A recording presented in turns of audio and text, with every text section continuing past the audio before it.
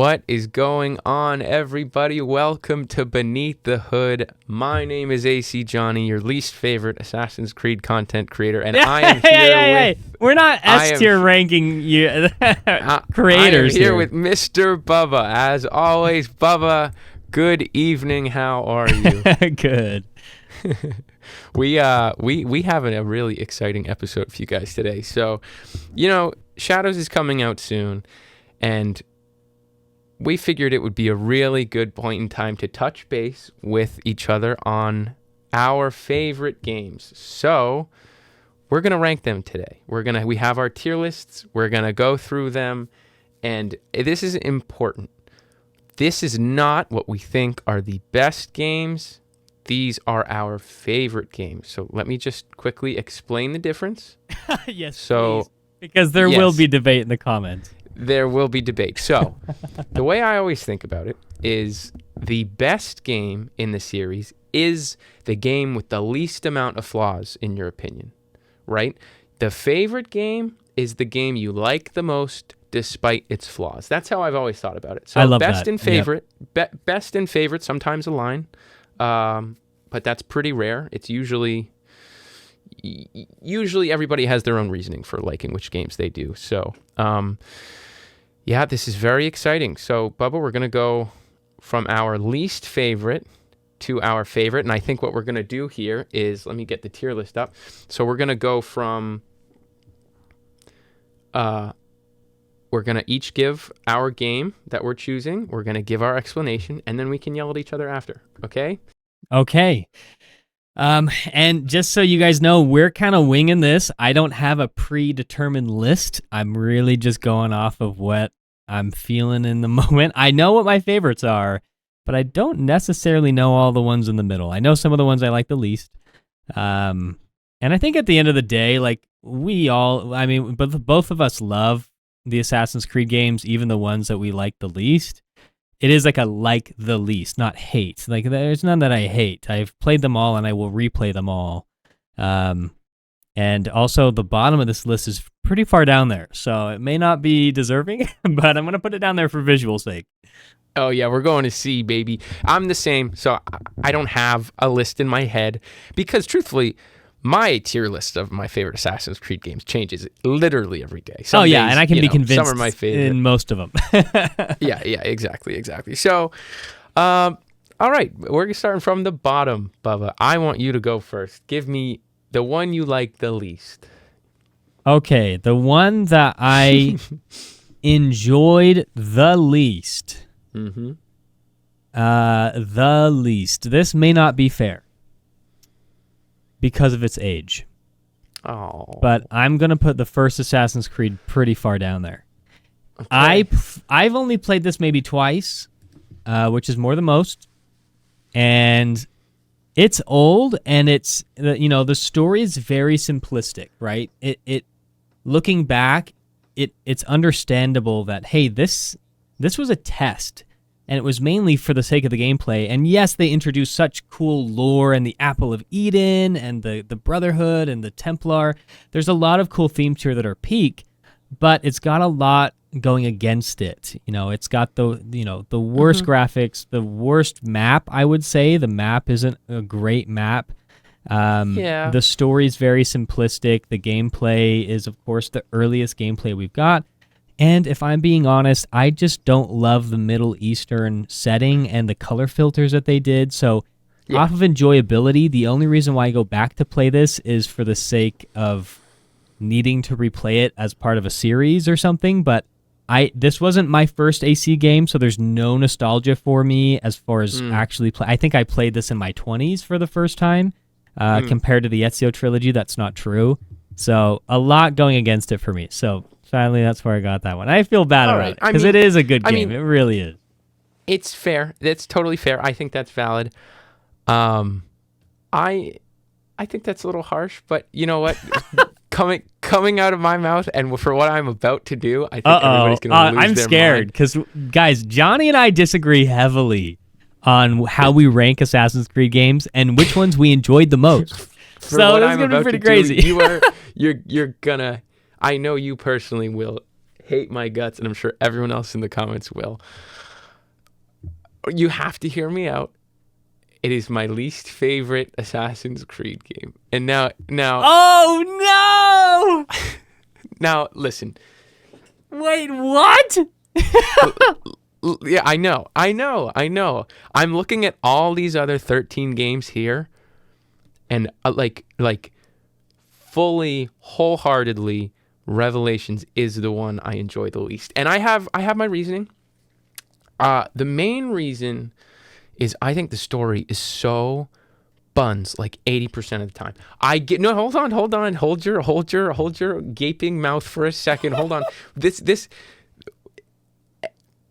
The Altair stuff, fantastic. That's wonderful. It's amazing. That is half the story, though, not 20%. That's half. Half. It's half. Not half. No. No, it's not. It's when you get your little disc and then you play through 15 minutes as Altair, and then you go back to the worst map in the series, the worst atmosphere in the series, the worst story in the series. Who cares about the Sultan's nephew's Hey, the intro, though, was fire. You got to say the intro was fire, picking up right where the E3 trailer left off. Fantastic. The intro is gas. I agree with that. Gas. That's fine. The music's pretty good.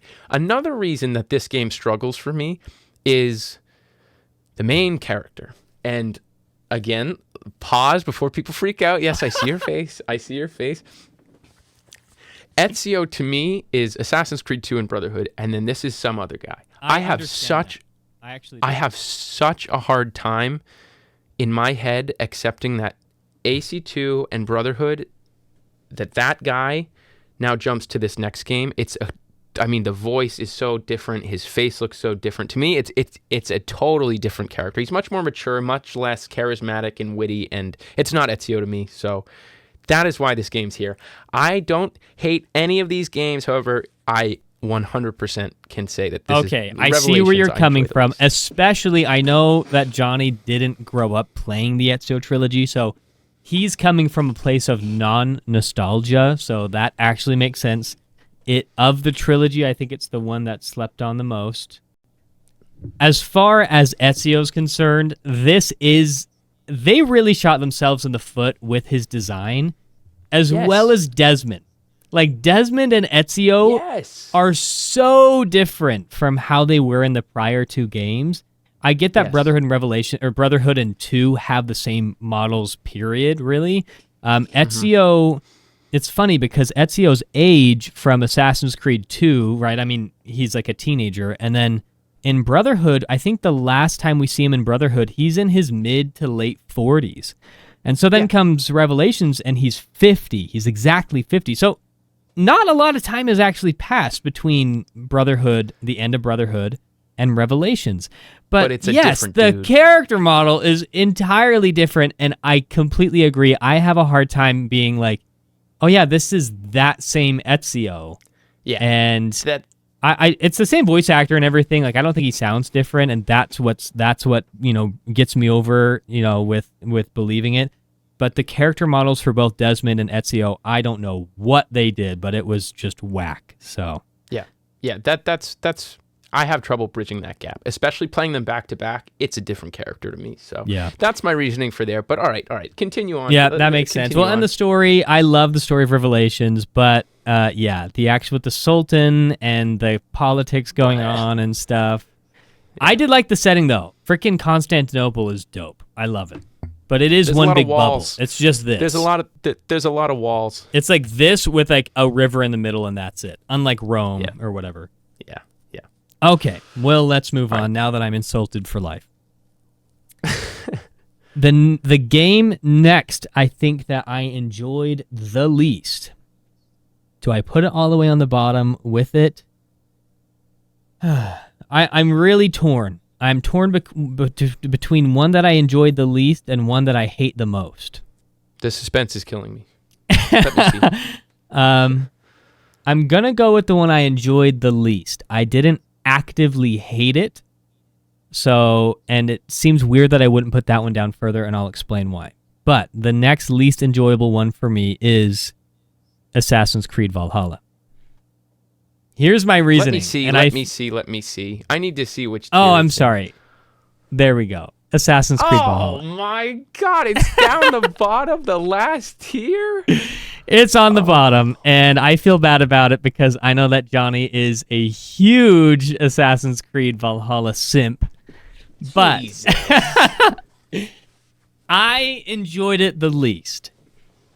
It took me, so I was very hyped for this game. I was very hyped for Assassin's Creed Valhalla. I was back at this time, 2019, 2020. I was back on the Assassin's Creed train. I loved Odyssey. I was obsessed with Origins. I was really excited to see what they did. I was watching every single release of gameplay and trailer. I thought the E3 trailer or whatever, the cinematic trailer was phenomenal. I was all about it. And I was excited to see specifically a return of the Assassins because the devs, when they were demoing the game, there was like a 20-minute demo, and they said a lot of people were sad that the Assassins weren't in Odyssey. Well, guys, they're back, and guess what? Eivor even has a hidden blade. And so to see that scene in the E3 trailer where he goes and he stabs him like right in the eye socket and everything, it's like so amazing. I was so excited. And when I played it, there's a lot of things that happened that I didn't enjoy. They told the no intro. lies. Phenomenal. I loved the intro to this whole game. It's like multiple hours long, but it didn't feel like it.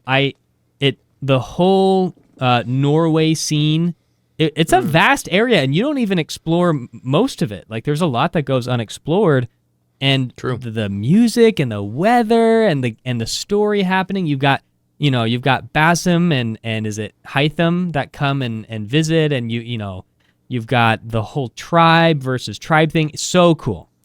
The second you hit boots on the ground in England, I stopped enjoying it. And it wasn't a sudden, sharp stop. Oh, my God. But I slowly enjoyed it less and less. And, you've got the multiple, I'm going to call them kingdom missions because you're going from kingdom to kingdom trying to form alliances. Some people call them the alliance missions. And I eventually felt like, okay, there's no end in sight. I was very intrigued by the Sigurd storyline with essentially what's your brother storyline with Sigurd. I thought that was so interesting, but they kept pressing pause on that. Sigurd would travel a lot. You wouldn't see him. He wasn't a part of a lot of the missions. The missions that he was a part of were the best ones. They just were. Sigurd's a really likable character. Their story and their dynamic is really interesting. Whether you want to kind of butt heads or not is kind of up to you. I agree.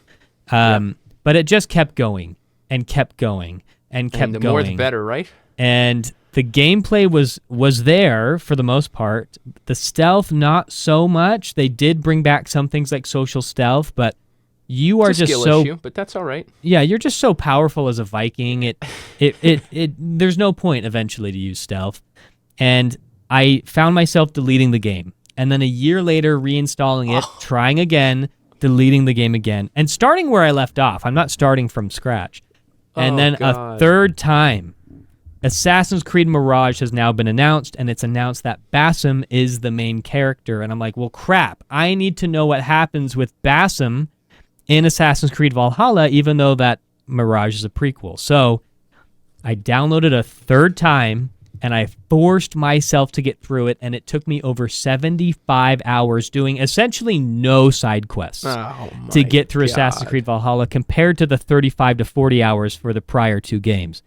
So it was so long, it was so forced. Every time I thought the end was near because the kingdom missions are going away, there's only 2 left, and then I would do the second to last one, and then 3 more appear, and I'm like, are you kidding me? I thought that I was almost done, and I'm not.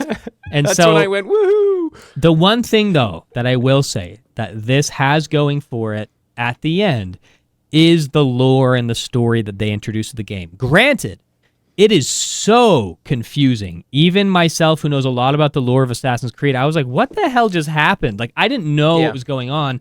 And a lot of the story, to understand the entire story, you actually have to finish a lot of the Easter egg type of hunting quests. I think one of them you have to find animus orbs or something as Layla or something in the modern day. It's like these parkour things, sequence things that you have to complete in the map to unlock a big part of the story that you wouldn't understand without it. And I had to just look up a YouTube video of what it was because I was not willing to go and do that. So anyways, long story short, because of that, I just didn't enjoy it that much. And I'm just not a huge Viking guy. And so that's a big part of it. So enjoyability, I had to delete it multiple times, and I forced myself to finish it. Yeah, well, I can't listen to this any longer because that is blasphemy in my presence. And to put it in the bottom tier as well, you didn't have to do that. You already had AC1 down there. You could have put Hey, that would be more disrespectful to AC1. Oh my God. All right, I need to move on. Let's see. All right, so going to my list again, I have Revelations down the bottom because it's so horrible. And then... Wow. Now, I'm going to do something interesting here because I think there is a big jump in between how much I enjoy Revelations and how much I enjoy my next least favorite. So we're going right to B. Oh, we're skipping C+, huh? We're skipping C+. We're skipping C+. So I don't think Rogue deserves C+. I think Revelations deserves C. So that's why we're here.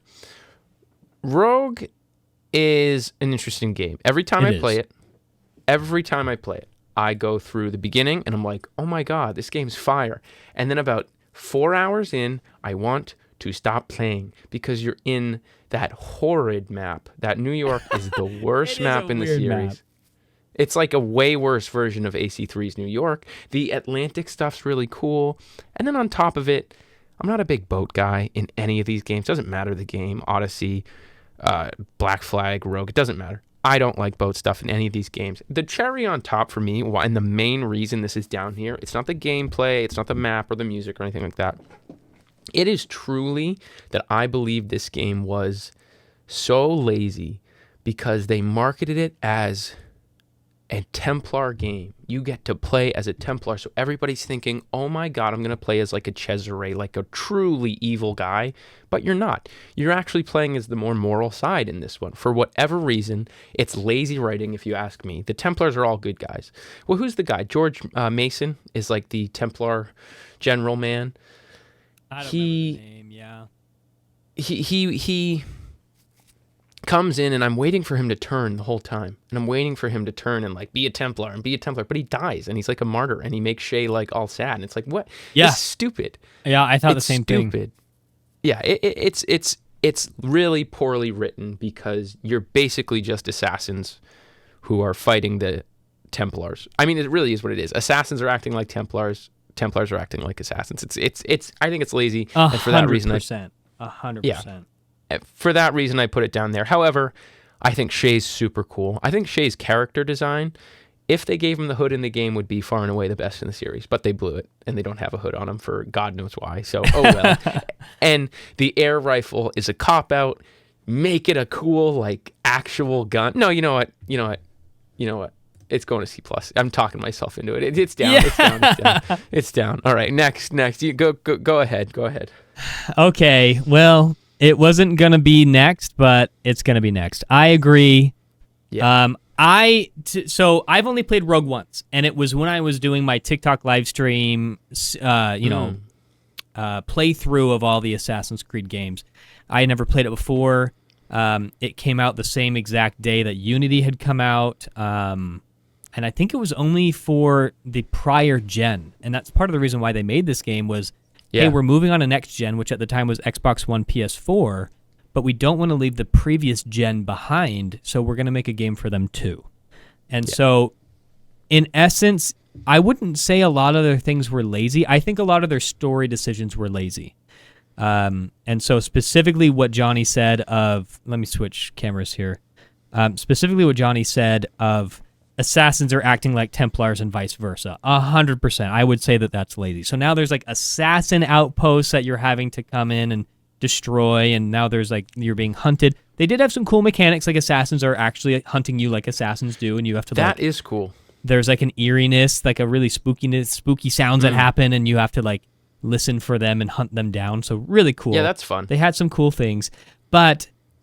It is, I mean, we know that they had to take Assassin's Creed Black Flag and Ubisoft just said, make another game that doesn't look like it's an exact copy, right?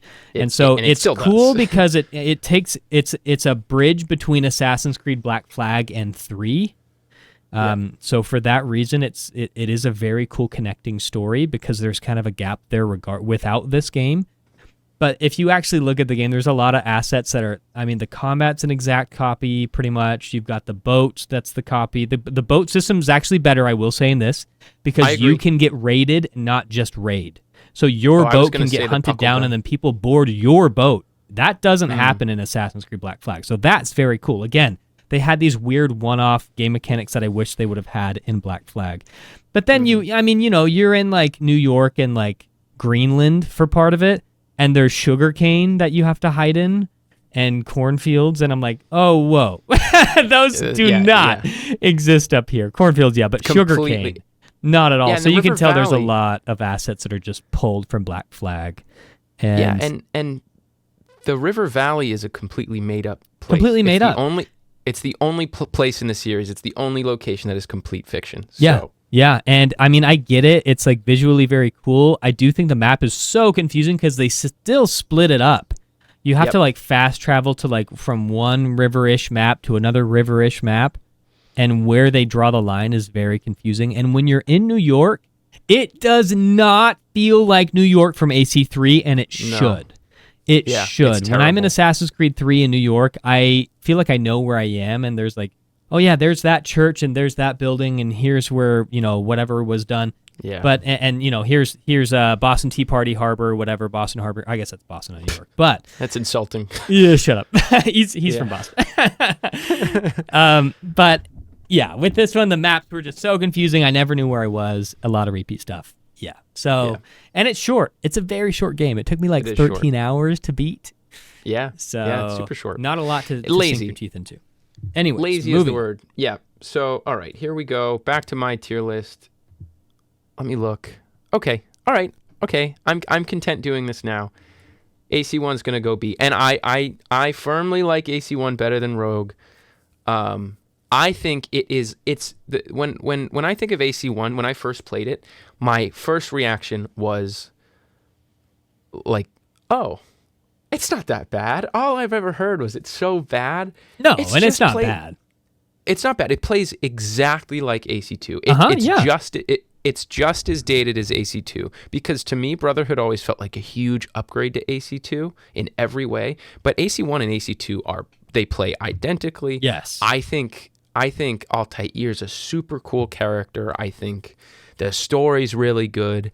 And the main thing it's in B and no higher is simply because of the reasons you mentioned, where it's pretty dated, the maps are pretty uninspired, the filters are pretty lazy again, and the location doesn't really get me going or anything like that. But in terms of like, you're an assassin assassinating your targets, it's as classic as it gets. I wish there were some more games that would return to this kind of very simple form. It's just the overall theming and historical side of things, which is usually very important to me, didn't quite hit. So that's why it's in B, but I'm not going to spend any longer on that. We'll keep it moving here. So go right ahead with game number 4. Okay, let me switch scenes. I keep forgetting to do that. Okay, I'm going to do this one now. Assassin's Creed Unity. Whoa, that's a C+? Actively hate this game. I understand. Hate this game. All right, go ahead. I'm listening. The story, and I'm going to maybe save this for another video because we're already, 30 minutes into this one. The story for Assassin's Creed Unity is the single worst story in all of the Assassin's Creed games because not only is it actively bad, but it's actively wrong. And Arno is not an assassin. He's essentially just some rogue Templar and just some wild card that's thrown into all of this. And he's a loser. They write it as if he's some kind of, you've got the Romeo and Juliet story going, and as if he's really, trying to tie peace between the Templars and the assassins. But they then paint his mentor in a villainous light. Remind me his mentor's name. Belek.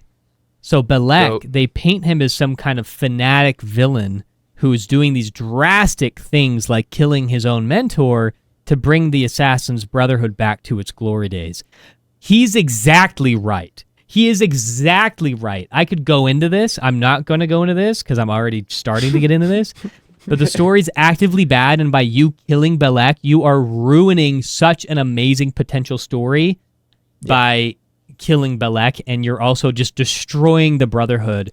And then at the end, where they have Arno just continuing the fight for the Brotherhood, made zero sense. There was a huge disconnect at the end where Elise dies, and then I think a year, 6 months to maybe a few years go by, and then it's like a cool little parkour sequence of like him talking about how he's still fighting the fight as an assassin. It just was unfitting because he didn't care about the Brotherhood this whole time, and now all of a sudden he's all into it. Doesn't make sense. However, I'm moving this to B. Oh. The gameplay for Assassin's Creed Unity is phenomenal. The graphics are phenomenal.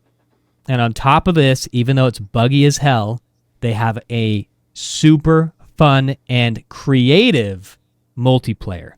The only, not the only game that has multiplayer, but the only one that did it right, because all the other multiplayers were PvP, and this was not. This was PvE, and you're given specific missions to either assassinate somebody, save somebody, go loot some things. Sometimes you don't even need to kill people. And those missions were actual historical events that happened in that Revolutionary War in France. They are real stories, most of them, right? So unlike Assassin's Creed 3, where they have you as Connor playing all of these main events and historical events, they don't have Arno there for every historical event. Rather, they have you play the co-op campaign as just some random assassin that you create, and they are playing, and you are playing with your friends, those historical events. Extremely creative, extremely fun, even though from launch to now it was super buggy. When it worked, it was so fun. The stealth was there. The parkour, of course, people rave about. I actually don't care that much about the parkour, but it is phenomenal, even though it's like you're essentially Spider-Man.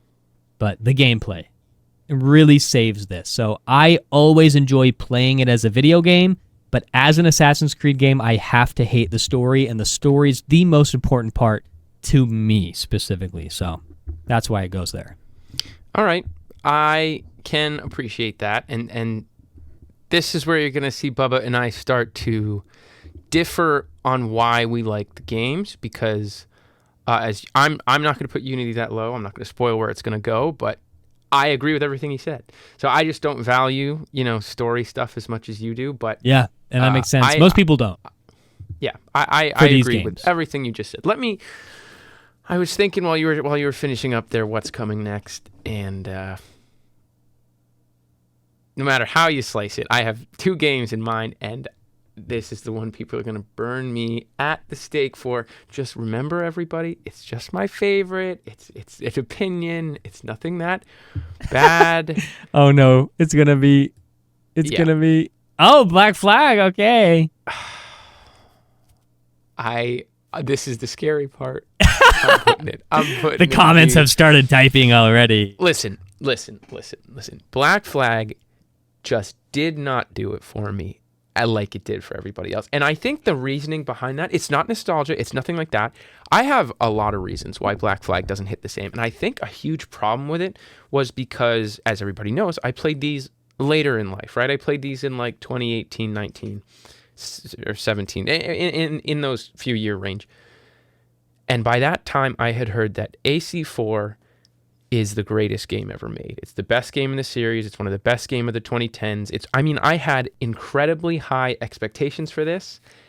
And if you remember what I said last episode about how I played these games, I started on Unity. I went up and all the way back around and through. So Black Flag was actually one of the last games I played. Yeah. At least when I did my first playthrough of it. I had the highest expectations. I was looking so forward to it.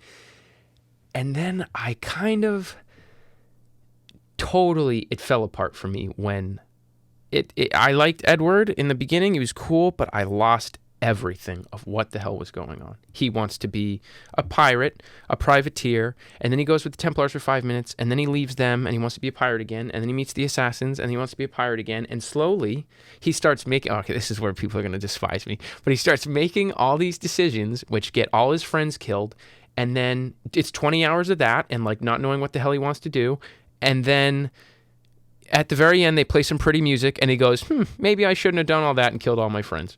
And then that's the end. And this is what starts to really irk me, is because as a strong Valhalla defender, all I'm told constantly is, it's not an AC, it's not an AC, it's not an AC, it's not an AC. You're not an assassin. It's too big, yada, yada, yada. Valhalla is just like a more modern version of Black Flag. In my opinion, Edward is barely more of an assassin than Eivor. Barely. You are a pirate for 95% of the game. He actively says no to the creed, just like Eivor does the whole time. And at the very end, he goes, yeah, okay, and you're an assassin for 5 minutes, and that's it. And I know everyone goes, oh, you missed the point of the story. He goes into the creed. I don't care. I don't care. And the other thing I'll have to say is the atmosphere, the Pirate Caribbean theme is okay.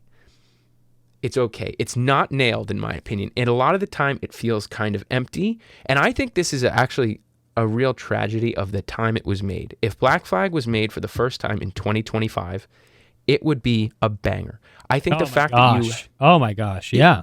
I think the fact that you have all these islands that you go to and you can only explore like the one entrance with the little fort, and then the rest of it is like unclimbable mountains and trees, and like you just can't go into it because of the limitations of the time.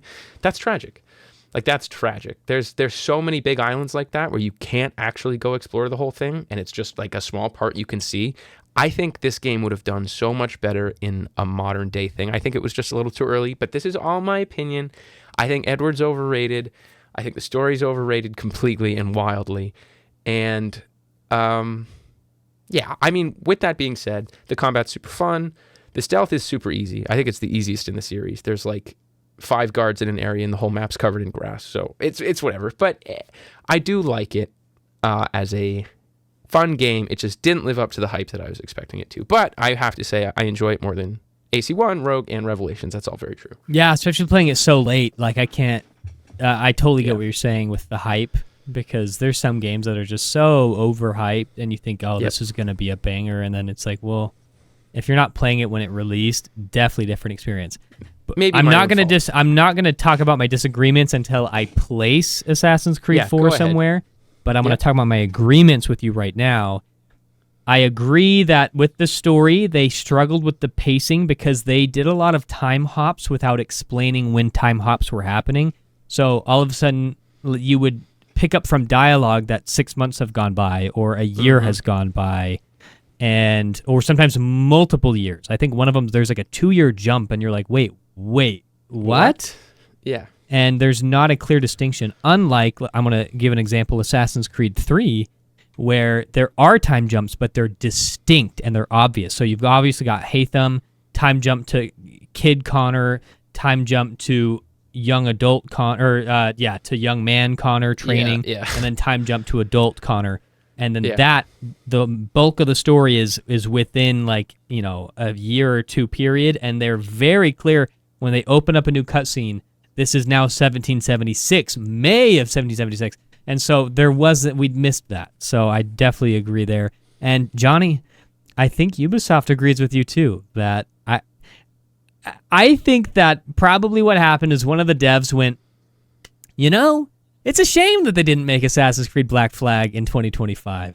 What would that look like? And I think somebody was maybe playing with the Assassin's Creed Odyssey engine, and they did a what if with a little quick scene of Assassin's Creed Black Flag, and Ubisoft went, holy crap, we need to remake Assassin's Creed Black Flag, even though it was one of our best sellers and an absolute banger. Yeah, they're remaking it. Even it's with deserving that of a remake. What?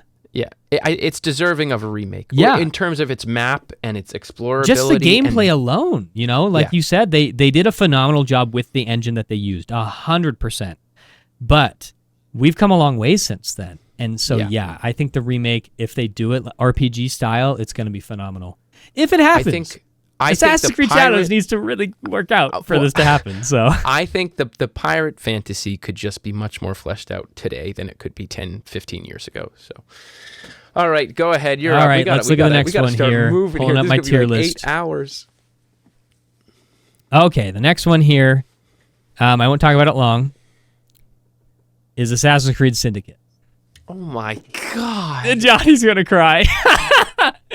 We differ a lot from our opinions. Everything. And again, like Johnny said, it's because I care more about story and lore, and he cares more about gameplay and feel and atmosphere, and I don't. Yes. Assassin's Creed Syndicate, I played way later. It was probably the last Assassin's Creed game that I played that I had never played before. I just played it about 2 years ago. Wow. And the gameplay was definitely so fun. The gameplay was there. The grappling hook, I think, was too good, and so I found myself relying on it way too much. And there's also some missions that you have to use a grappling hook to keep up with certain vehicles, and I hated those missions because it's a little bit clunky when you're trying to move that fast. But the main thing was the story. I think Jacob and Evie are a hit. They are so fun. I do. They're so fun. Let me switch my camera while I talk about this. So fun. But their story, I really couldn't care less about. They were trying to give intrigue, and I was excited going into it with, their father raised them in the Creed. This is very interesting because we don't have a lot of people that we've ever played as that are raised in the Creed like this. And so they don't really know anything else, and so I thought they'd be butting heads more, and they really didn't. And then you've got, like, Alexander Graham Bell in there, which, yeah, there's a whole thing with that, and the story just wasn't there for me. It was just really like, wait, what's going on now? Why am I killing this guy now? What? And so, and the villain, I will say, the villain was definitely that Templar feel. Him and his sister, right? They've got the kind of, brother-sister protagonist, brother-sister antagonist. That was cool. They weren't that menacing to me. I never thought that they were that dangerous. I almost thought that they were more of a joke. And then the finale with the lore, again, going into the lore, with it ending with the Shroud of Eden and what the ability has, and that boss fight. The boss fight at the end was way too easy, and like the guy should be untouchable, but he seriously was so easy to kill. You take the Shroud of Eden, and for what? There wasn't great motivation behind it. And then for the modern day purpose, I think it's really why they made up the Shroud of Eden, to resurrect Juno. And all we know, that was supposed to be it. That was going to be to resurrect Juno. We don't talk about this part. We don't talk about this. And then they end up killing Juno in a comic book. So it was all for nothing. Move on. But the reason why it's barely above Unity and not up to B+ is because it doesn't have co-op. I think if this game had co-op, like Unity had, it would be much higher on the list. Yeah, that's fair. That's fair. Okay, well, I am literally going to spend like 10 full minutes talking about Syndicate, so I'm going to spare everybody that until I get to it. And yeah, save the disagreements for when you rank it. Yes. So next up, as I said before, I had two games in mind when I put Black Flag there, and either way, I'm going to get destroyed for it. But AC2 goes in B+. And you know what? I think this is such a fair ranking. I actually do. Seriously? The comments have started. I can't think of a more overrated video game besides Black Flag. I mean that 100%. This game is when I played this the first time, my initial reaction off the rip 100%, and I still have it to this day. Every time I play it, I go, I get it. And I do. I get it. You're Ezio, you're running through Florence, you got that music playing in the background. It is so incredibly Assassin's Creed. It is the quintessential Assassin's Creed, and in 2009 it was like the greatest thing ever.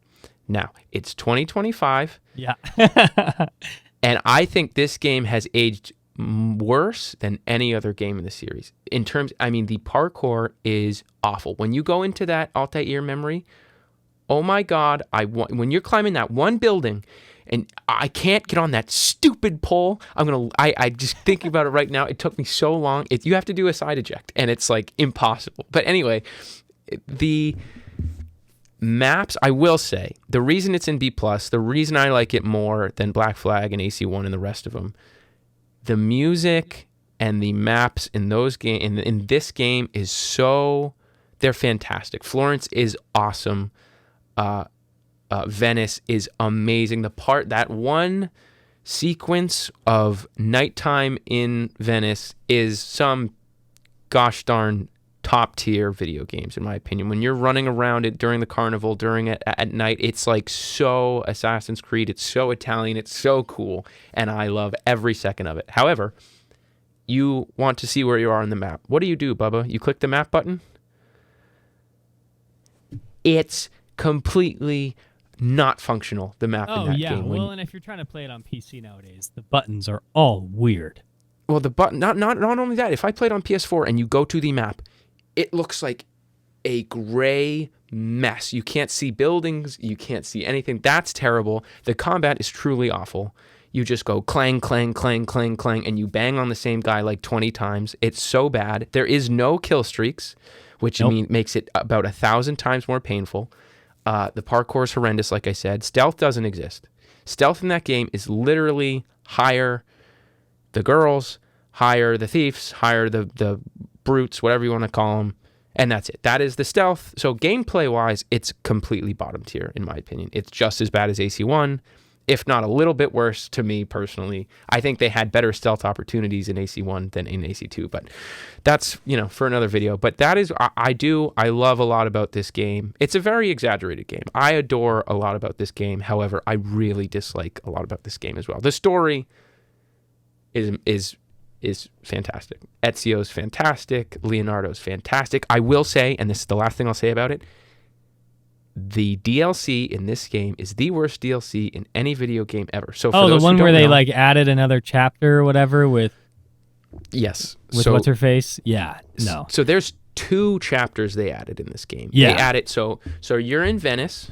These aren't spoilers. The game came out 100 years ago. Play it. You go through Venice.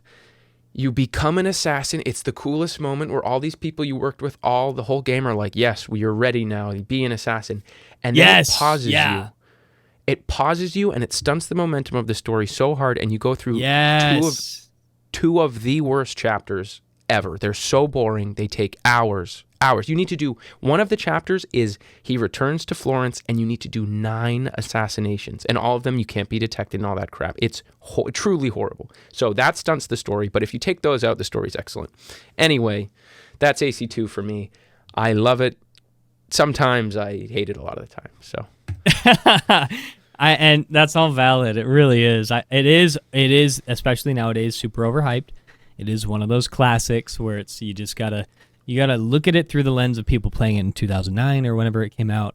Yeah. And of course it doesn't stack up to stuff today. The story is still there. If they remade it would be phenomenal.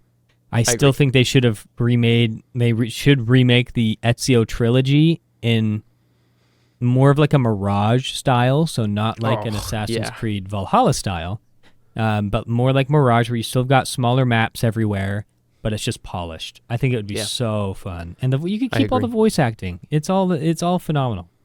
Okay, moving on. So, again, we differ a lot, and Johnny's going to hate this. No.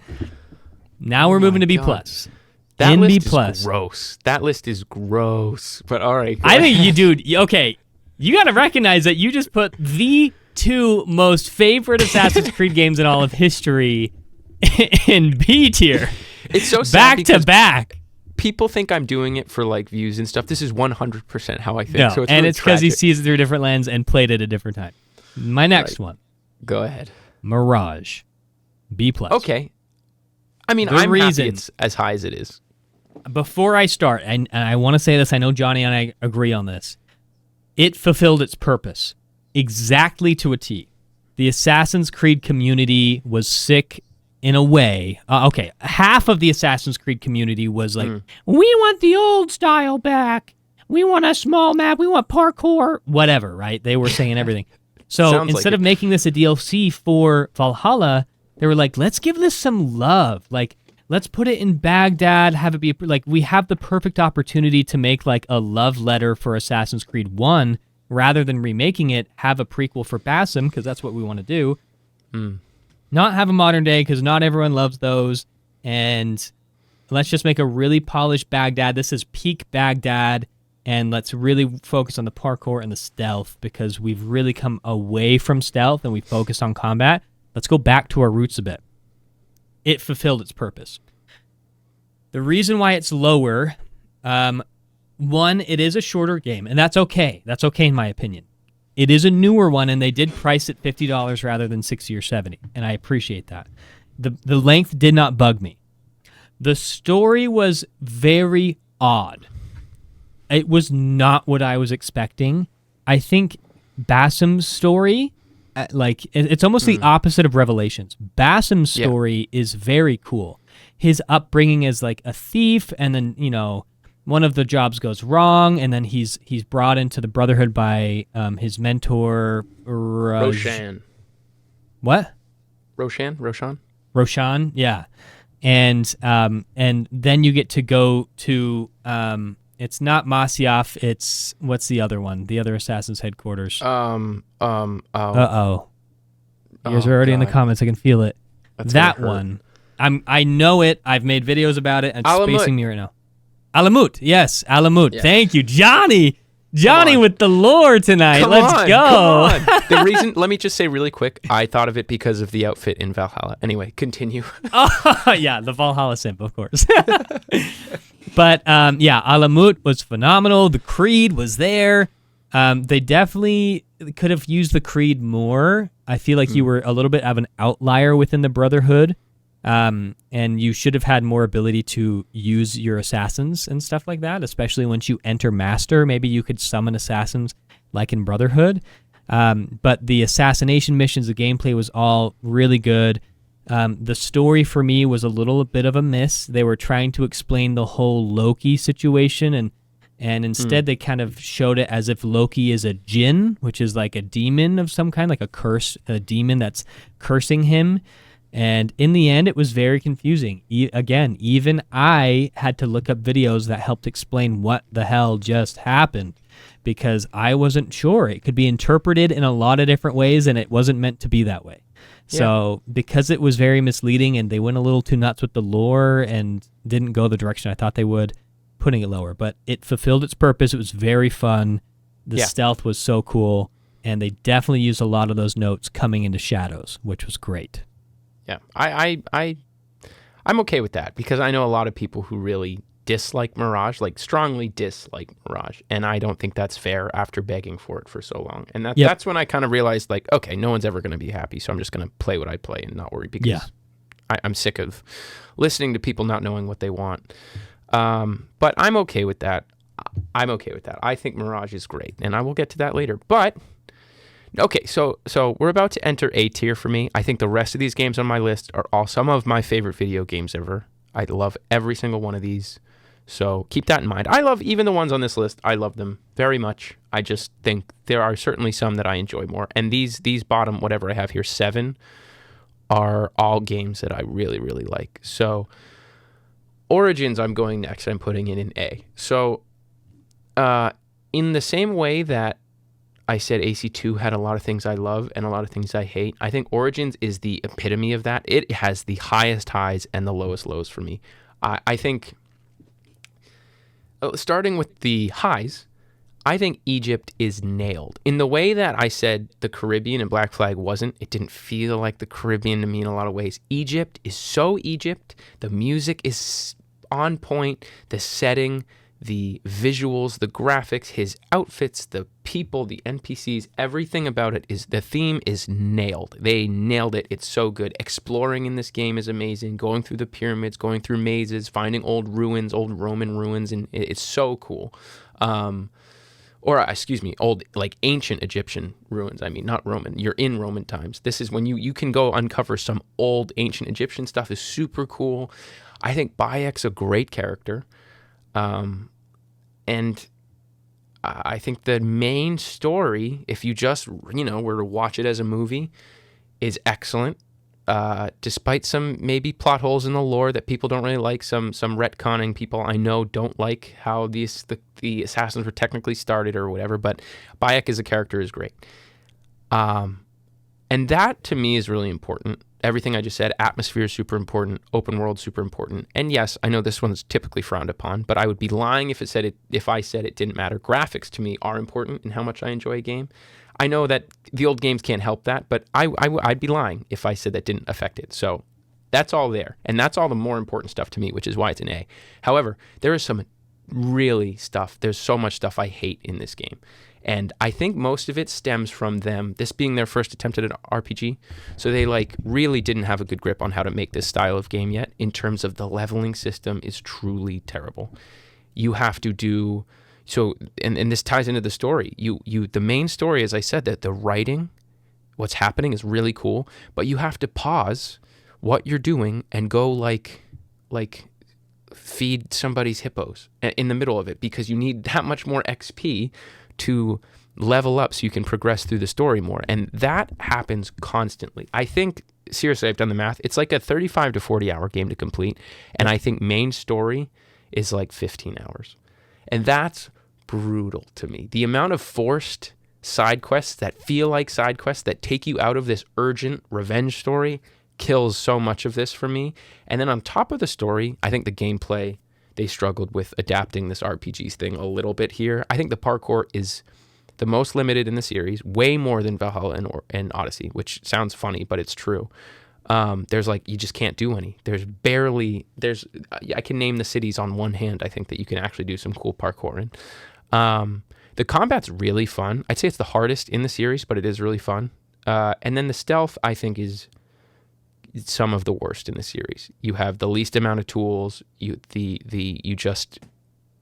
go and you assassinate people. There's really not much else you can do than sneak up and hit them with the hidden blade. And if you don't do that, then you have to fight them. And as I said, the combat's really hard, so sometimes that comes back to bite you. So I think gameplay-wise, there's a lot left to be desired. Story-wise, specifically the leveling system hindered the story for me. But besides that, I do love this game. It's in A tier for that reason, and I think it is an excellent, excellent video game, all in all.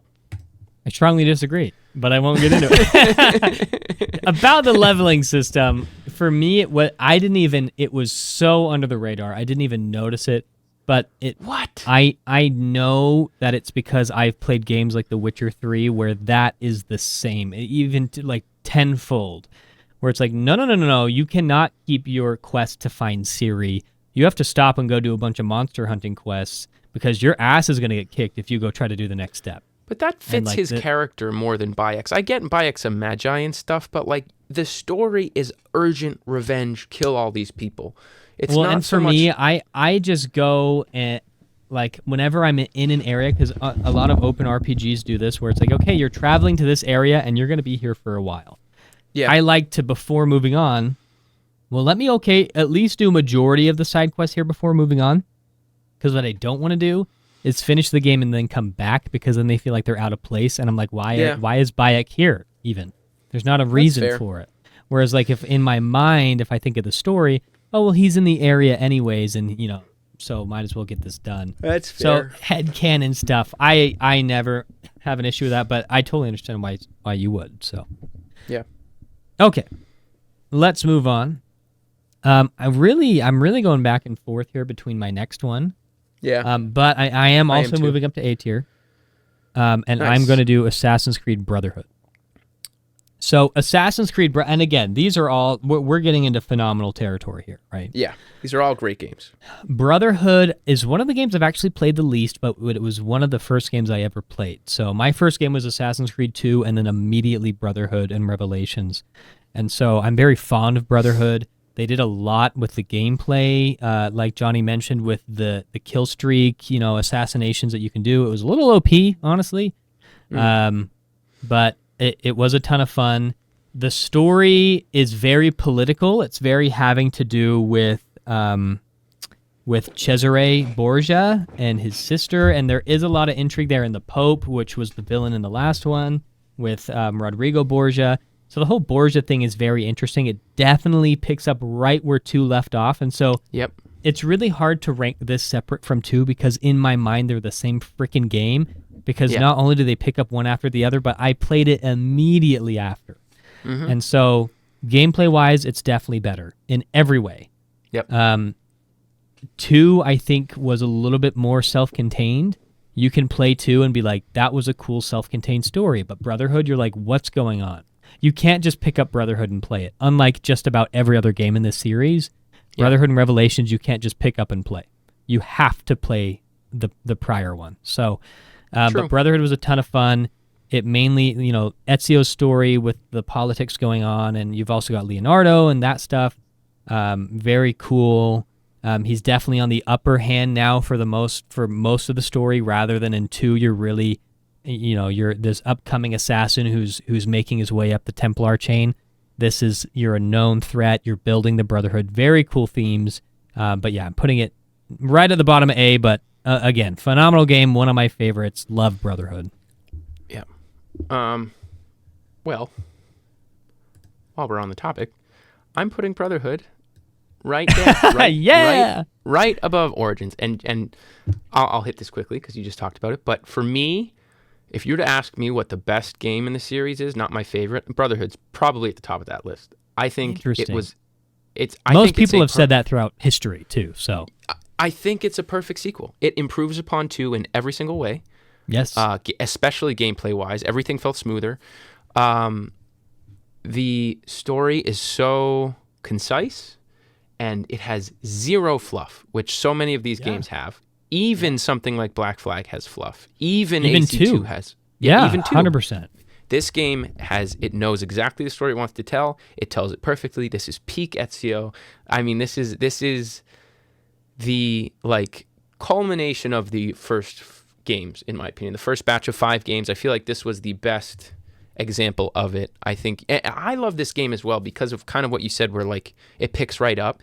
It doesn't only pick right up in terms of story, but it's not it doesn't hold your hand. It says, all right, you're still Ezio. About, I don't know, an hour in, you're back with all your tools, all your hidden blades. There's no origin story to go here. You're meant to play this right after 2. You don't have to. There's no hand holding. There's no you have to fix your hidden blades and you have to unlock these things again. No, you're in. You're right back in it. You're ready to go. And I think that's really a great way to play this game.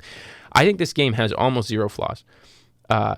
Just actual flaws, I think there's so few, which is why I say it's the best in the series. It absolutely could be.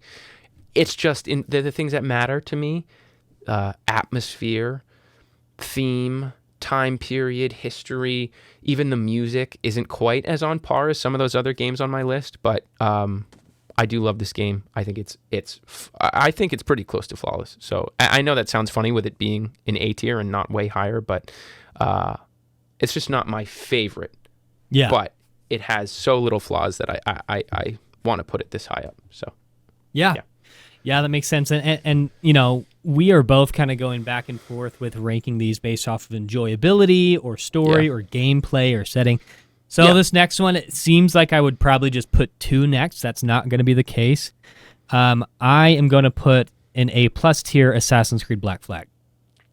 And mainly because I enjoyed the hell out of it. It was so fun. Kind of to speak a little bit to what Johnny said, because Johnny put this way lower than I'm putting it. I hate boat stuff. What can I say? I hate boats, but go ahead. I'm actually not a Black Flag simp. I think Black Flag is very overhyped. And it's a beloved game, just like AC2 and the Ezio trilogy. But when it first came out, I actually disliked it because of the story elements. I think that after 3 was really the pinnacle of the modern-day story. It wrapped everything together. It ended on such a high note cliffhanger. You're like, what's going to happen next? It's like that meme in Toy Story where it's like, and next on Woody's Greatest Adventure. And then it's like, wait, Grandpa, what happens after that? They canceled it, or whatever the scene is, right? It was canceled. That's how I felt with the modern story. I was like, what is going on? You're the first, and everyone complains about it. The first person story, you're now working for Abstergo, all this stuff, and they didn't really pick up speed. The first person thing, it sucks, but as long as they would have picked up some speed to tell the rest of the story, it would have been cool. But it seemed like a departure from the pace that they were going with AC3. I thought for sure back in the day when 3 came out that they would go modern day, and they didn't, for obvious reasons, I think. But Black Flag as a pirate game, right? I disagree with Johnny on the setting. I think that they built the Caribbean almost perfectly. It's not some fantasy map exactly like it. There are elements to it that's not exact, of course, but it's not like Rogue where it's just some made-up map. Like you have a lot of the islands there that are, everything's real there. They've got all the ports there and stuff that are actually there in the Caribbean. They've got Nassau and they've got, I don't know all of them there, but and little town felt pretty different. You can see like, whoa, this town has Spanish influence. Look at that. And, oh, this one's English influence. And this one's just a pirate place. That, you know, there's no one rules this town, right? And so feeling that was palpable in each town. And the parkour, for me, when I first played it at launch, I didn't enjoy it. He didn't listen to the input that I was putting in half the time, so chase missions are the worst. But technically, parkour is essentially the same as 3, which is good. The combat is phenomenal. It's just an upgrade from 3, pretty much, for the most part. I think that the only downside is the weapon choices. In 3, you have multiple weapon choices. In this one, you really just have your twin swords, which are sick. You don't want to change out of them anyways. But then you've got all the guns and the shipboarding, and I think the ship play is one of the best options that they could have put into this game. You have to have it. There's a reason why this game is so beloved. The ship, you just feel like a pirate. And in my opinion, it makes sense to be doing random side quests like hunting sharks and finding treasure and doing treasure maps and stuff like that. Like, it made sense. It's like, no, this guy's a pirate first for a lot of the story. Yes, he is. And to speak to the assassins part, Johnny's right where it's like, you don't want to be an assassin the whole time. And I do think that is very cool, because if you think of when this game came out, that was not the case. The prior games were all about like, yes, I am an assassin and that's my whole personality. And that was not the case here. Edward was an outlier. And he's like, no, I'm in it for myself. And he eventually gets converted the hard way by all of his friends dying, and him realizing that the assassin's cause is probably the good one to be a part of, and getting burnt by the Templars and all this stuff. And he finds himself fighting this fight, and then at the end he's converted to the fight. And so I think that those story elements are really cool. The pacing could have been better. And I think the reason why, you know, like Johnny says, the difference, you know, this is like just like Assassin's Creed Valhalla, with you're not really an assassin, but you are at the same time. The difference to me is the Brotherhood existed in this game, and it did not in Valhalla. In Valhalla, you've got Hytham and you've got Basim sometimes. And but you just have like a dumb little bureau house in your your village, and it's stupid. You don't feel like you're a part of anything. You're just doing Hytham some favors. I don't know why he doesn't get his lazy butt off of that freaking couch and go kill some people himself. But you're just kind of a Viking doing assassins a bunch of favors, and in the end, you actively decide not to be an assassin, where the reverse is true. Again, it's just like Valhalla, where it's at the end of the game where this decision's made, but at the end, Edward decides to truly commit to the assassins, and you get to see their headquarters. You get to see all of them get butchered and then come back, and you're fighting alongside them, and you know, your pirate friends are turning to be part of the assassins or the Templars. And I do think that there could have been some potential to keep telling his story. They made a comic book line about Edward Kenway a few years later. He's in like Singapore, and he's like peak assassin at this time. He's hunting some Templars, trying to find some Isu artifacts. He eventually becomes the master of the Creed, the head mentor of the Creed. In England, he eventually is assassinated. But again, all of this is not in the game. And so it would have been really cool if they would have told a lot of that story, because I feel like you end Assassin's Creed Black Flag where it should be the halfway point. So, because there's a lot of interesting parts about Edward that we never get to play. So, but it was just enjoyable. So enjoyable, so fun. You're a freaking pirate. I love the pirate themes. The music, in my opinion, is the best soundtrack. Not single song, soundtrack. The best soundtrack in all of Assassin's Creed is Black Flag. I can listen to it on loop. It's phenomenal. But yeah, just an enjoyable game despite its few flaws. I should say I do like it. I do like Black Flag as a video game. I really do. I just don't appreciate a lot of the stuff. Like the music, for example. I think the themes are really good. I'm not a big sea shanty guy. They give me a headache after a while. I really can't stand them. I don't even listen to those. I think the rest of it's great. The rest of it is great. And the music is great. The gameplay is great.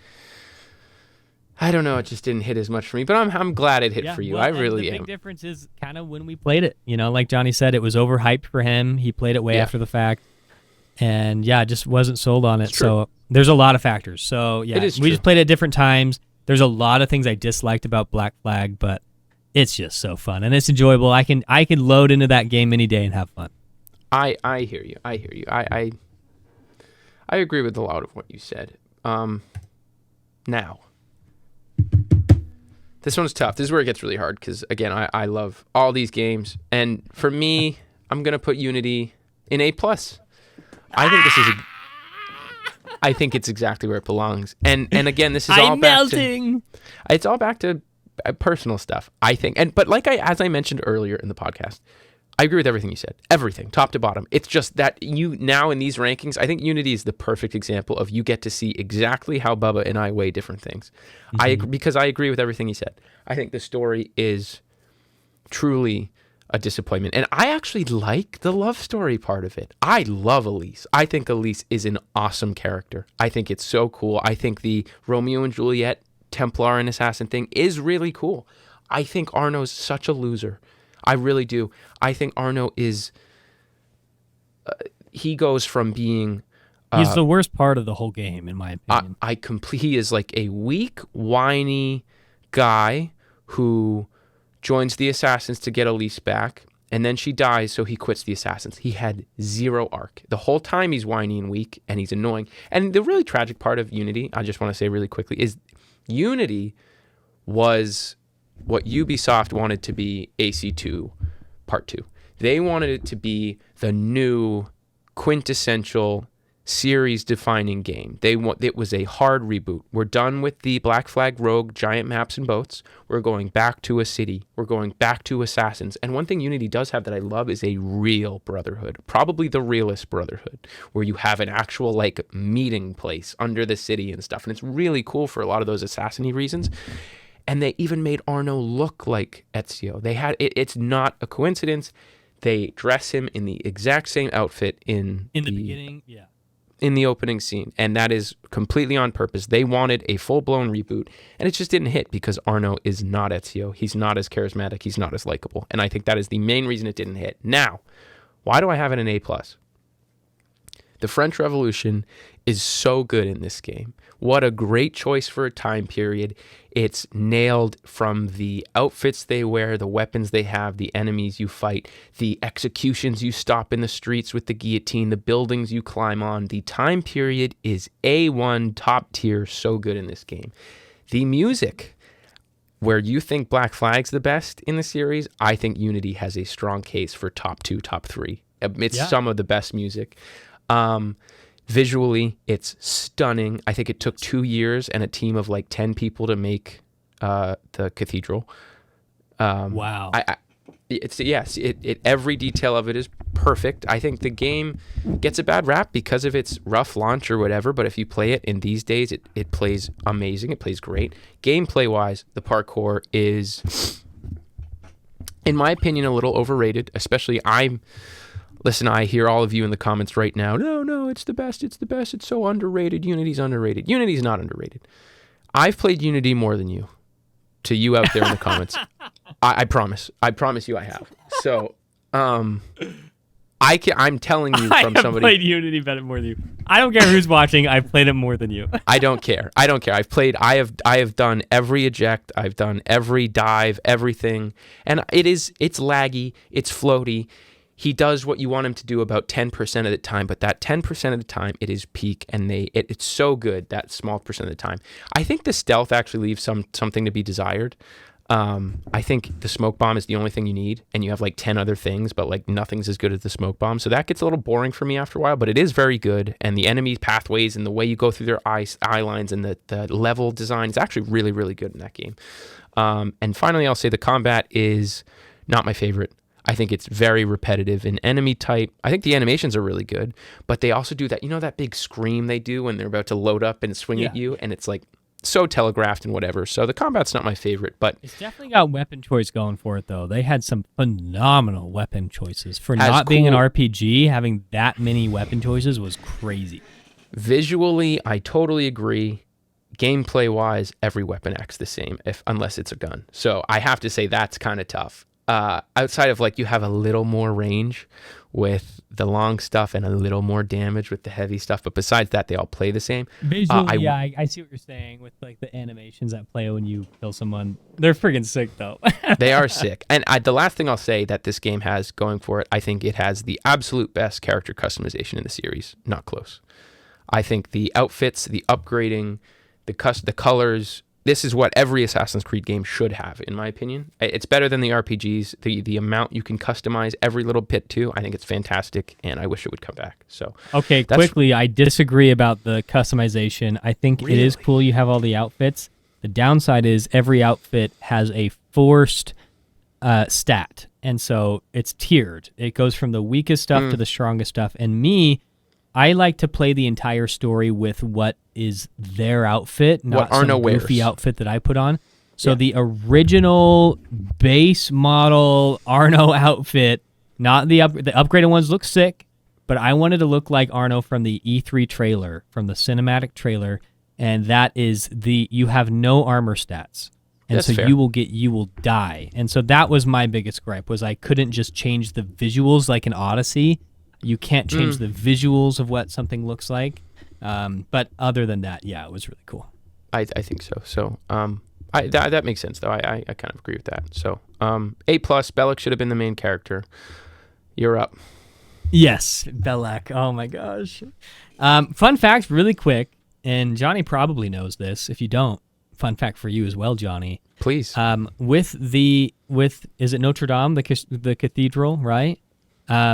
When that burned down, I don't know what year it burned down, but well after Assassin's Creed Unity 19, came I think. out, Yeah. they actually heavily relied on the information and the pictures and the 3D models that Ubisoft made for Notre Dame when rebuilding Notre Dame. And they said, had it not been for that, they would not have nearly the same idea on what to rebuild and where was, Seriously? The level of detail. And so they specifically, France, like as a government, thanked Ubisoft for having such a detailed, beautiful game and for documenting, literally documenting a perfect Notre Dame, so then they could recreate it in real life. That's amazing. Insane. That's amazing. That's just like such a cool nod to, hey, we try to make the most historically accurate Notre Dame based off of Notre Dame. It burns down, and now you're making the most accurate Notre Dame in real life based off of our game, which was from the thing. So just cool. Crazy. Like I So said, cool. it took them 2 years to make that one building, and it's, if you go in there, it's the most detailed building in any of the games. I actually firmly believe that. It's amazing looking. Yeah. So, and I never pay close enough attention to it. I'm always just like, I gotta kill Unity, this guy or whatever. Yeah, Unity gets that A+ for me. But all right, finish strong here. What do we got? 5 left? 4 left? We got 5 left. Yeah. Plus shadows. Yeah. Okay, so the next one here, I'm a little out of order, and I apologize. Assassin's Creed Odyssey goes right below Black Flag. Oh, I meant to do that. I forgot. I got ahead of myself. Odyssey is phenomenal. Yeah. So I got out of Assassin's Creed with Unity. I didn't like Assassin's Creed Unity actively, as you can see. And I stopped playing. So I did not play Syndicate. I did not play Origins. Odyssey comes out. I got it on sale for like $10. I was like, why not? And I love Greece. I think Greece stuff is really cool. Phenomenal, right? And this was the only Assassin's Creed game ever to be nominated for Game of the Year. True. So you have to consider that as well. True. The world of Greece was so immaculate and so detailed, and it is a little bit of like a of course, with the lore, they definitely went fantasy, right? They almost got out of hand. You've got the freaking Cyclops and the Minotaur and Medusa. Yeah. It's pretty nuts. So those story notes were wild, but you got to do it at the same time, right? You're in ancient Greece. You got to tell. You might as well do it. It's already Assassin's Creed already has weird mythical stuff, anyways. Might as well go all the way. So they did, and a lot of people disliked that. I didn't know how to feel about it. It was fun and it was cool, but at the same time, it's like, how does this fit in Assassin's Creed? They tried with Apples of Eden and stuff like that.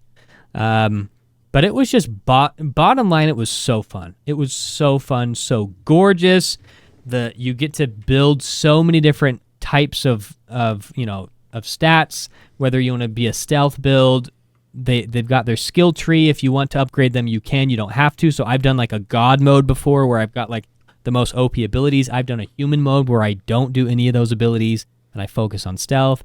They've got a ton of RPG elements. They took Assassin's Creed Origins and said, let's make this an even better RPG for gameplay, and they dialed it up to a 10. And so the customization and everything is so amazing. The biggest thing that it doesn't have going for it, it has nothing to do with the Assassin's Creed Brotherhood at all. And so that was very apparent to me, but at the time of playing it, it was so fun. Like, I really, at the time, while I was playing it, I wasn't like, oh man, but the Brotherhood, like, it was like, no, this is just so fun. You know, I'm a Mystios or a mercenary, and that makes sense. It's very similar to an assassin. I loved Cassandra. I'm glad I didn't play as Alexios. I just barely finished a play with Alexios. Did not like it as much. I love Cassandra as a character. I think the self-contained story of Odyssey, with the forgetting the lore elements of it, with what's canon, Cassandra's story and the whole family dynamic and the Cult of Cosmos. Oh my gosh, the Cult of Cosmos is so cool. So cool. Mm-hmm. And the fact that they're embedded in both the Athenians and the Spartans and the Oracle and all that. So as a self-contained story, Assassin's Creed Odyssey is phenomenal. It's so fun. It's just barely below Black Flag for me. But I could load, just like Black Flag, I could load in any day and have so much fun for hours replaying Assassin's Creed Odyssey. Yeah, it's funny. I like it for totally different reasons, but I do like it a lot. So oh, really? Again, we will get there. We will get there. So for me, at the top of A+ tier is AC3. And there we go. I think boy. That's a funny one for me because when I did my original playthrough and I played them all for the first time, AC3 was not this high. This game has aged better than any game for me. Every time I go back to it, I go, wow, that was pretty good. And every time I play it, I have so much fun. And every time I make a ranking of like my favorite stories, my favorite combat, my favorite gameplay, my favorite outfit, whatever, AC3 is always high on that list. Always. Yeah. And I go, well, AC3 is pretty great. Well, AC3 is pretty great. It is kind of like Brotherhood in that way, where to me it has very few flaws. Let me go over the flaws that I think it has quickly. The first time I played this, I thought this, and I still think this now. The pacing of it is really bad, in my opinion. When I saw this game on TV, the commercial when I was 12, and I see this like Native American assassin fighting in the Revolutionary War, it's like, oh my God, this is the coolest thing ever. I can't wait to do this. But it takes you half the game to get to that point. You play through 2 hours of Hatham, an hour of child Connor, and then an hour of like young adult Connor, and then you finally get the robes after I mark it around 5-6 hours. Yes. You put on the assassin robes, which for me took way too long, and it was such a drag to get into, and then it ended really quickly. And specifically the end with the... you have this 4-game buildup of this modern day Desmond storyline, and I think it's disgraced in this game. I think ending it, not the story contents, but ending everything and tying everything up in one cute little bow in a literal 1.5-minute cutscene. You have all your questions, and then you watch a cutscene for 1.5 minutes, and it tries to answer every single little one of them. And then Desmond dies, and it all goes, and it's like, what? And it ends so fast, and it's like, wait, that's what I was building up for 4 years, over 5 games, something like that, 5 years, whatever it was. So those are the main flaws for me. Now, to hit the things I love about this game, I'm from Boston, so every little part of history, and I live 15 minutes from where this game happened. I mean, from Boston Harbor, from where the Tea Party happened, from where all of this happened, it's 15 minutes away. I'm a very quick ride away from it. So this literally hits home everything. This is all I was taught this history every year in school, so cool. Right? It is cool. So I took the tours when I was 4 and 5 and 6 and 7. We went to all of it. I know everything about this. So playing through it when we were in the Boston Massacre and you get to see Connor's part in that, that was one of the coolest moments in any Assassin's Creed story when you start to see, because I knew it was like, oh, we're going into town, and you start to see it's nighttime and it's starting to snow, and you start to see like the NPCs around, if you look around, they're starting to yell at each other. They're starting to argue. And I was going, oh my God, it's about to be the Boston Massacre. And then you go up on the roof and you watch it all happen. Or it's that, like, chills. Like, that was the coolest I still think of that when I think of cool story stuff. Connor as a character isn't necessarily my favorite. He's a little too stoic and dry, but he is a badass. The combat with him, I think this combat is significantly better than Black Flag, actually, and Rogue, and most of the games. I think Valhalla is the only one that can go toe-to-toe with it, but Connor in combat, you feel like a god. In stealth, not so much, but Connor is a monster, and Bunker Hill, the missions specifically in this game are all so good. The Hatham-Connor relationship, so good. And the more I go, the more I love this game. When I first played it, I had, I would probably put it down near Black Flag and B. And the more I go, the longer, I love this game more every day. So top of A+, and it is one of my favorite games in the series. I totally agree. I love it. Obviously, I haven't placed it yet, so. Yeah, I can tell. Pretty high up there. All right, so I think, let's see. I'm not going to go to S tier quite yet. Okay. Let's see. Oh, that's a hard decision. Yeah, not quite yet. So in A+ tier, top of A+ tier, I'm going to put Assassin's Creed Revelations. Wow. Oh my God. Wait, this is lower than I thought. Wait a minute. Yeah. Well, God. So where is AC2?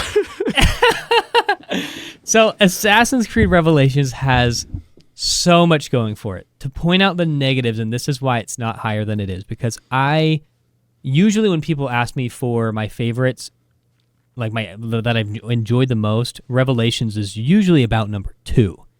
The reason why it's not here is you do need to look at the facts, and looking back to when I played it and how I felt, and playing it today and how I feel and the enjoyability of it today, taking in all those factors, the story of course the character models and stuff like that's pretty minor, really. But the story in Constantinople, where Ezio's flirting with that one chick that's like 20 years younger than him, and then you've got like the politics of everything, which it's always been political about what's going on in the area that you're in.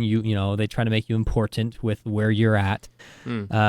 Those I still don't even know how to explain it. If I were to make an Assassin's Creed Stories video on TikTok, I'd probably have a hard time explaining it. Which I actually did make a stories video, and I completely left it out because that's not the highlight of that game. The reason why you play it is because of the Altair and Ezio duality. Yes. And that's in the trailer. They highlight that. This is the ending for both Altair and Ezio. Because Ezio, Altair had the one game, and it was, it was a test. And so they had a different voice actor. He just sounded like some American guy. Just flat-voiced. He did not sound Middle Eastern. Pretty straightforward acting and all, and the cutscenes and the story was pretty simplistic. And then in AC2 and Brotherhood, they really put an emphasis and effort into the story. So come Revelations, they put an end cap on both. And so you play a lot as Altair, and it is phenomenal. It's like peak Altair. You get to play him throughout his entire life. You're fast-forwarding through different pieces, and I agree with Johnny. I think Altair as a character is so amazing, but it's not because of Assassin's Creed 1. Assassin's Creed 1 did not highlight his character. It was Assassin's Creed Revelations, and combining those two, that's where it's like, oh yeah, he's the GOAT. He really is so cool. And to see that Ezio, 200 years later, has a personal relationship with Altair, just like Desmond. And so he's just like Desmond. He's, instead of going into the Animus, he's using these these discs that he's collecting from Altair to go into his memories. And so he's relating to Desmond on so many levels. He's looking, without the technology of the Animus, which is human technology, he's using Isu technology to look into the memories of Altair. And so that is so cool. And for him to follow the entire story and then to get to the end of it, to find another Apple of Eden, which he's been there, done that. The entire final scene where it shows the end of Altair and it picks up now Ezio's finding him where he left off, dead in that chair, and he finds it, he unlocks it, finds the apple, and he's like, no, this is not for me. I'm not touching this. You belong here. and then he sees the Isu stuff happening, and he then starts to speak to Desmond. And so he is the mediator between Altair and Desmond, and I get chills to this day. So cool. With all of those story elements of, and Ezio's final speech, talking to Desmond, and then seeing Desmond appear at the end there was so crazy. But it's not just because, you get to see Desmond. They ended Ezio's story phenomenally. He did not die an assassin. Of course, there's like a little short story that they show how he actually died, and that's really cool and stuff. But as far as this game is concerned, he's like, I'm done. I want to go live the life I want to live. I was forced into this life, and I made a difference, and now I'm out.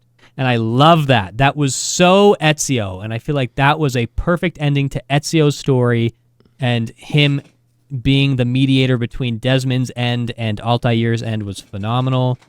And so I just loved it head to toe for all of those reasons. The setting was fine. I did really like Constantinople. I thought the map wasn't done very well. I thought the setting was fun. Yep. And the gameplay was fine. It was just Brotherhood again with a hook blade. So there's just like minor tweaks to it.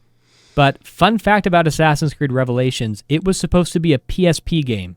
So it was not supposed to be a main title release. It was supposed to be more like Assassin's Creed Liberations, which was supposed to be a minor game. Yuck. But then I think actually the main reason why it became not a PSP game was because Assassin's Creed 3 was in development from Assassin's Creed 1. So when the Assassin's Creed 2 was starting development, so was Assassin's Creed 3, and it was taking a long time.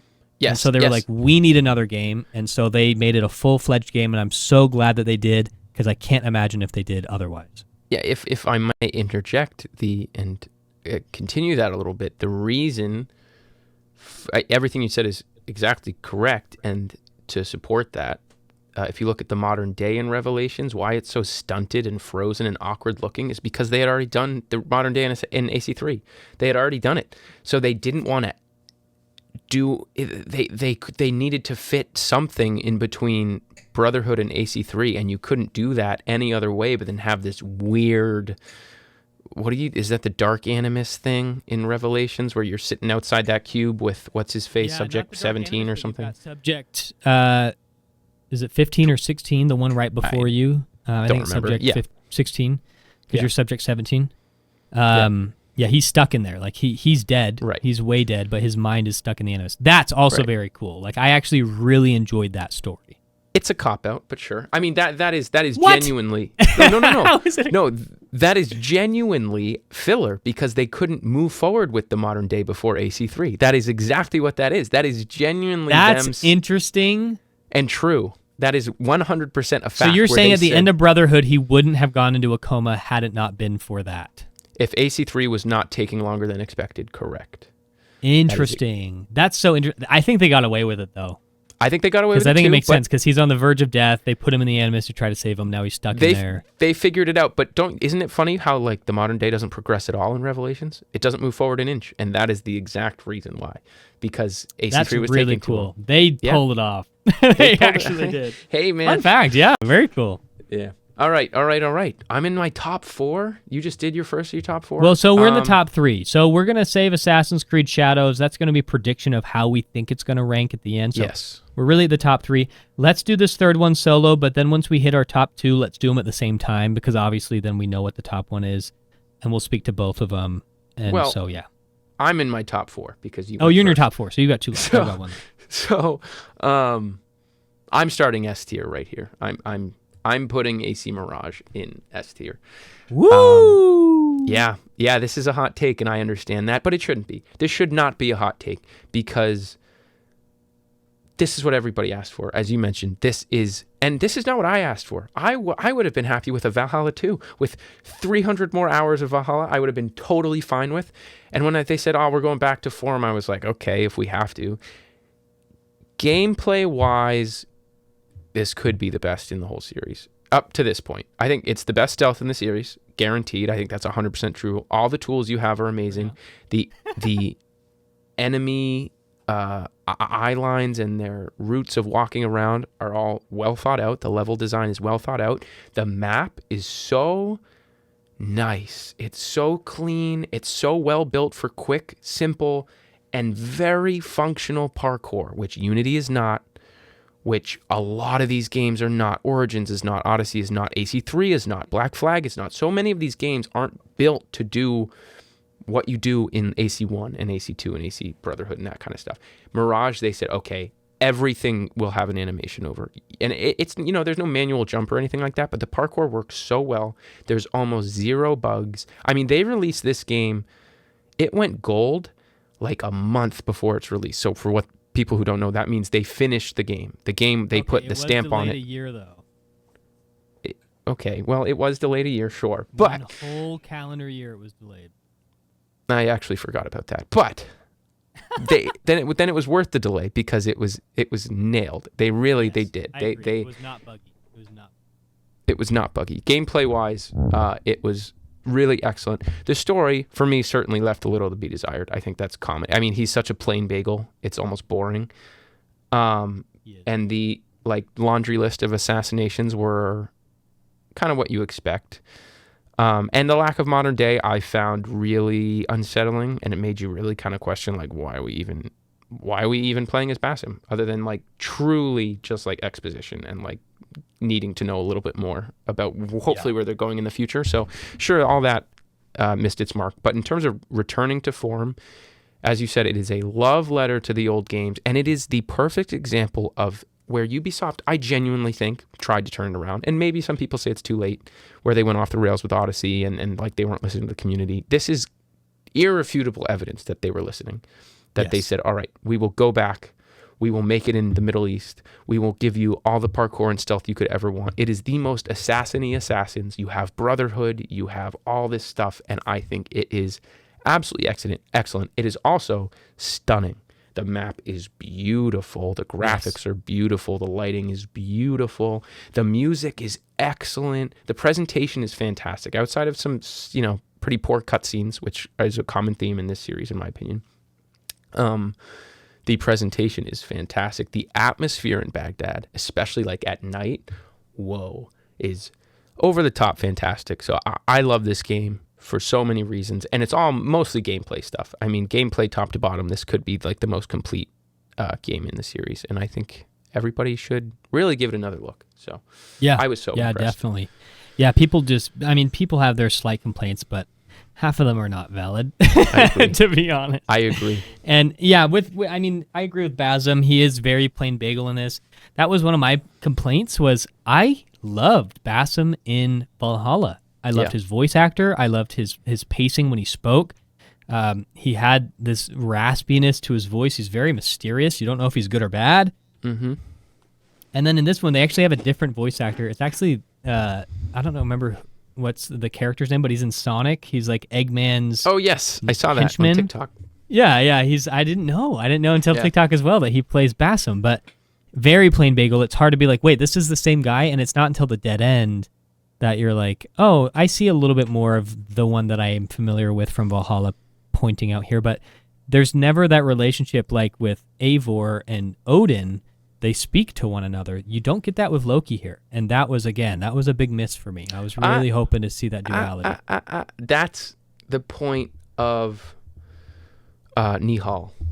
That's her whole character, is that deeper side of him, that mysterious side of him. That's who she is. She is the demon. Yes, that is very true. There just wasn't a reveal in the end. The reveal, he was this smoky figure, and then he kind of overcomes it, but then accepts it at the same time. Well, that's when his bird kind of flies away from him, signifying that he's no longer he is. No, Loki's in complete control. In my opinion, we could do a whole episode about this, but Loki's in complete control. Well, also a fun fact about the voice actor for that, his voice gets deeper as the game goes. Yes, it does. Yeah, I'm glad you noticed that. Which is so cool. Which is it's him showing he's turning into the version we see in Valhalla, which I think is a really nice detail that a lot of people miss. So I think that final cutscene with the bird, he's way deeper voiced, and the pacing and everything. Yes, so I agree. But for the bulk of it, he sounds very plain bagel. There's side characters that sound more better than he does. Yeah, I agree. All right, so now we're in the top three. I think everyone's going to like your list a lot more. Let's show the lists here. This is what we got going. Yeah, I think everybody's going to like your list a whole lot more. I don't know if people can see my... Here, let me scroll down. Yeah. Okay, So this is what I have left. Yeah, yours look a little more what people will like. That's fine. All right. Go ahead. Okay. Go ahead. So, taking the number 3 slot is going to be an S tier. Nice. Assassin's Creed 2. Never mind. Did you think this is going number 1? I don't think that belongs anywhere close to the top, but go ahead. Go ahead. So, Assassin's Creed 2, the reason why it's so high, it's either number 2 or number 3 on my list, is because of what it accomplished. And also, like, at the time, it was very, very... It was innovative. They really tried harder on this game. Assassin's Creed 2 took everything that AC1 did right and dialed it to a 9, and then Brotherhood dialed it to a 10. So Brotherhood really had to do very little to make things better. They were amazing changes, but Assassin's Creed 2 stands on its own feet. As a standalone game, it's so enjoyable. I agree the DLCs are so strange. One act is so cool, one's not. I never played them growing up. I never had that. So when I replayed it as an adult, I was like, whoa, what's happening? Where are we? So that was kind of confusing. But there's a reason why people love Ezio. The story that they told here was so dynamic because they were able to tell a story that spans almost 20 years. 20 years in such a beautiful way. I will say some of those time jumps are not very clear. True. They don't do it like an AC3 where it's very distinct, where it's like, yep, this is the year now. We jumped ahead. But he does in dialogue mention that it's been a long time or whatever. And so very cool to see Ezio grow into the Brotherhood, to see this vengeance mission, and it pulls at your heartstrings. The score, of course, everybody loves. It has that Ezio's theme that is the theme now of Assassin's Creed. It's got so much going for it. Of course, playing it in 2025, it's an old game. This is an 07 game or something like that. I think it's 07, maybe 09. Yeah. But it's an old game. And so the fact that it's even playable as much as it is, and I personally can come in here and actively play this game, and I do. I think I played it just a few weeks ago. And I still have a ton of fun. Mm-hmm. And it is just a classic. It's if you are getting into Assassin's Creed, might not be the best one to start out with because of its age, but Ezio's story is phenomenal. It's so fun, timeless, and it's really what made Assassin's Creed great. It wasn't AC1. True. AC1 was a test, and then they made pure gold with Assassin's Creed 2. And at the time, the combat, the parkour, the everything was peak. Even the graphics were peak. They were so good. And so, this was my first Assassin's Creed game. And so I was able to luckily play it when it was fresh and everybody was loving it. And they weren't loving it because it's a classic, because it's new. And so there's not any nostalgia involved. And so it really changed the gaming space for a lot of games and added a lot of really cool game elements. And so for what it did to the gaming industry and what it started and the Ezio story, it stands on its own 2 feet more than the other games, the sequels to Ezio's story, putting it at S tier. Number 3. Fair enough. I mean, I can't argue. That's all very valid. I think when people say, I like this game, at least a part of it, because it's nostalgic to me, like, I have absolutely no problem with that. Like, I think that's totally fine. It's when people can't admit that, where they're like, no, it plays better than the ones nowadays. I think that's crazy. I think if you're sitting there going, when I played it as a kid, it was amazing. I had so much fun with it. It's so nostalgic for me. I think that's totally fair game and totally valid. The parkour in this game is abysmal. It was great at the time. Nowadays it's abysmal. Ezio does not go where you want him to go. No arguments here though on what you said. I do. I can appreciate what you said. Now, for my number 3 slot, at the top of S tier is Odyssey. I think Odyssey, and like I mentioned, when you were explaining it, all that stuff's really good and all great. I like it for completely different reasons. I think the map in Assassin's Creed Odyssey is the most impressive map in any video game I've ever played. Both graphically, the scale of it is pretty mind-boggling to me. I do not understand how they made this map. You can look so far away and you can swim there. You can, wherever you see, you can go to with no cutscenes, with no little, traveling to the next area section. It is unreal. The amount of detail, the amount of islands, the amount of trees and grasses and bushes and unique caves with unique animals, with everything. It's like, I don't know how they made this in 2 years after Origins. I have no idea. It's completely, actually 1 year. It came out 1 year after Origins. It's insane. It is the most impressive map I've ever played in a game. I really, that is really the biggest thing for me in this game. And on top of that, Greece is super Greece. It's everything about Origins, just polished. I think they honed in on a lot of the RPG mechanics a little bit more. Everything's sharper. Everything. The combat's faster. Your character moves a little faster. The leveling system's not quite as punishing. The gear's there's way more gear. Maybe a little bit too much, but whatever. But it allows you to have these builds and stuff like that. So that was all really cool. I think the theming of it's fantastic. And let me just say, I think it being an Isu game, who cares, man? We've had, at this point, 10 assassin games, like about an assassin with a hidden blade. If you weren't refreshed by this Isu game, then you haven't been playing them. Like, then the last one you played was AC 3 years ago. One thing I will note there is that is very true, but the Isu parts of it don't exist in the main game. It's mainly in the DLCs. So I didn't play the DLCs. I only played the main game, and so I only know the story of the Isu stuff from videos. And so the main game does not have Isu stuff besides the staff. It's really the DLCs. Kind of, but the staff, the spear, and the main part of it is you are an Isu. Alexios and Cassandra are literal demigods. They are part Isu. And I think that is super. That's like, because if you were part of the AC community pre-Odyssey, the amount of people who are like, let's do an Isu game. That would be so cool. And then it happens and everyone's like, that's stupid. Where's my hood? It's so dumb. Like, I think this was so refreshing. To this day, if you ask me, I'm taking the spear over a hidden blade every day of the week. I think it is way more fun to use. The animations are so cool with it. I think it's such a cool idea to have a little spearhead instead of a hidden blade, because the hidden blade wasn't invented yet until the DLC. I think I think the story's a little all over the place for me.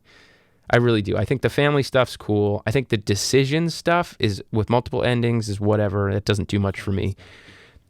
It's split into family, cultists, and the Atlantis stuff with your dad, right? Pretty much, and the staff stuff. At the which end, yeah. I wish it was more tied in. I wish the family stuff was more involved with the cultist stuff. I wish it was all more one thing, because they are really segmented. They really don't play too much into each other. So that the story structure of it's a little much for me. I think the boat combat is okay. I'm not a big boat guy, like I said, in any of these games. I think it's doable, but you can also avoid it much more than you could in Black Flag or Rogue. So you can just like go right by it, which I appreciate. But I absolutely love this game. I think the voice acting on both Alexios and Cassandra is really good, especially Alexios. And I know everybody hates that take, but I think his emotion he puts into it and his humor and everything is so good. And the last thing I'll say real quick is the tone. One thing I haven't talked about yet is tone, but tone is also very important in how I like these games. For instance, Origins has a super, super dark tone. It's so serious, but it's really cool, and it's really good, especially if you go right after Syndicate, which has a really light tone. Going from that to this or that to Origins is such a like stark difference. And then you go from Origins, again, really dark, to this like super campy, like fun, jokey Odyssey tone, and I think it works so well in the music, in the atmosphere, in the NPCs, and the missions you have to do are kind of goofy, and I really love it for that reason. So number 3 for me, I love it dearly. That is so funny. We both highly ranked Odyssey for completely different reasons. Yeah. I will say, yeah, the music So is, good. to me, second to none. Black Flag and Odyssey are equally incredible scores. Yeah. I love the Greek version of the theme song as well, the Eagle Bear song. So cool. Yeah, Odyssey is an incredible game. It really is. And it's so funny because Odyssey is really what brought in, I'd say even more than Origins, a lot of RPG new players, and they loved it. So old players hated it for the most part. Yeah. New players were obsessed with it. And it was part 2 of breathing new life into Assassin's Creed. So cool. Okay. The finale. Here we go. The top 2, baby. Let's go. So, the top 2, and I'll do them at the same time here. Going in, it's really hard to pick, but going at the top of S tier is Assassin's Creed Origins, and going in S plus is AC3. Wow. So, before I start, if you were to ask me what's the best Assassin's Creed game critically, which I don't think we're going to do another tier list. Nah. We're going to do tier lists for a bunch of other stuff with the games, but as far as critically, we're not critics. We're simps, right? We're fans, yeah. But if you were to ask me what is critically the best one, it would be the opposite. So, and a lot of these games would not even be this high. But I think Assassin's Creed Origins critically is the best Assassin's Creed. It's the most well-rounded. It hits all of the notes perfectly. It's kind of fair. But for favorite, AC3. So starting with Assassin's Creed Origins, like I was saying, it's the perfect Assassin's Creed game. Not only did it breathe new life into Assassin's Creed, but it nailed the location. It nailed the time in history. It nailed the protagonist, antagonist. You've got not the cult, what do they call it? The Order of Ancients. Yep. And, it's showing the origin of the Assassin's Brotherhood with Bayek and Aya. And, you've got Julius Caesar and everything. And the map, this is a new RPG game now. It's not how it used to be. I thought they did a phenomenal job. With each of the 3 RPG games, as far as leveling up, some do some things right, some don't. So like Assassin's Creed Valhalla, how you upgrade your weapons and armor makes complete sense. Mm-hmm. It is the best weapons and armor upgrade system in the game. Yep. Or in any of the games. But Assassin's Creed Origins has some other things where it doesn't have the best upgrading system for armor and weapons, but it does have one thing that I do love is the bows. There's like 4 different bow types. Oh, yeah. And they're very different. There's like the Predator bow, which shoots like, you've only got like 7 it's like a ammo sniper for it, but it's like a sniper rifle. Yeah. You've got the Hunter bow, which like does multi-shot, I think. And the then shotgun you've got bow, some other bow. I don't know all the bows, but one that's just like a regular bow, kind of middle ground, good damage. So, and you can switch them on the fly for what you need in the moment. And there's also a vast, selection of weapon types and stuff. The one thing this doesn't have is build types. And so, there are a few different weapon types, but most of it is, essentially sword and shield. I believe there's some heavy weapons in there, but there's not really build types that you can do. And they're unlike Odyssey and Valhalla, well, mainly Odyssey, you can do different types of builds. So Origins doesn't have that, but Bayek as a character and Bayek's story and Aya and the how he's directly involved with this Order of Ancients and then him not just going on some vengeance quest, but him on top of all this with Aya creating the Brotherhood, and it's in Egypt, and like I said, you've got Caesar and you've got freaking Cleopatra, and it was phenomenal. I thought the pacing was just perfect. Because of how I play games, I never noticed the pacing with forced side quest. I know some people don't like that. Yeah. I never noticed it just because of how I play games, but Origins nails every category because number 1 for me is story. You got to get the story right. So it's got an amazing story, incredible protagonist, perfect setting, history, gameplay, the combat's there, the stealth. in all the RPGs is pretty basic, but it was enough. I did like it. I didn't feel OP. If I got outnumbered, even in late game, I had to get out of there. Unlike in Valhalla, I feel like I could just take on an army. True. And so I feel like the leveling was it, like you still felt like you're not a one-man army, but you are very deadly though. And yeah, I think the voice actor did a phenomenal job. All these things. The only weakness in my opinion it had was the modern day. I thoroughly dislike Layla. The direction they took I do not agree with. It's brutal. Anyways. Yeah. Yeah, modern day sucks. All right. Assassin's Creed 3. Really won't take long to explain this. Yeah. When Assassin's Creed 3 came out, it was hated. Hated. And it was not fair. Let me switch cameras. Look at me in the eye. It was not fair. And the biggest complaint was, he's not Ezio. I miss Ezio. Connor doesn't have any emotion. Well, maybe because he's not the same guy. He's a completely different character archetype. Tell him. Through and through. They didn't want another Ezio. And with the nostalgia part of it, like Johnny said, everyone's got nostalgia pieces for it. I remember I was in 8th grade when this game came out, and I was taking a U.S. history class talking about the Revolutionary War. While playing this game, yeah, I aced. That was like the only class I aced in 8th grade, and it was because of this game, and it was so fun. I thought all the story elements were there. I personally love U.S. history, specifically the Revolutionary War in the Americas against England, and that whole time was so cool. I really love Hatham. I love that you play as him at the start.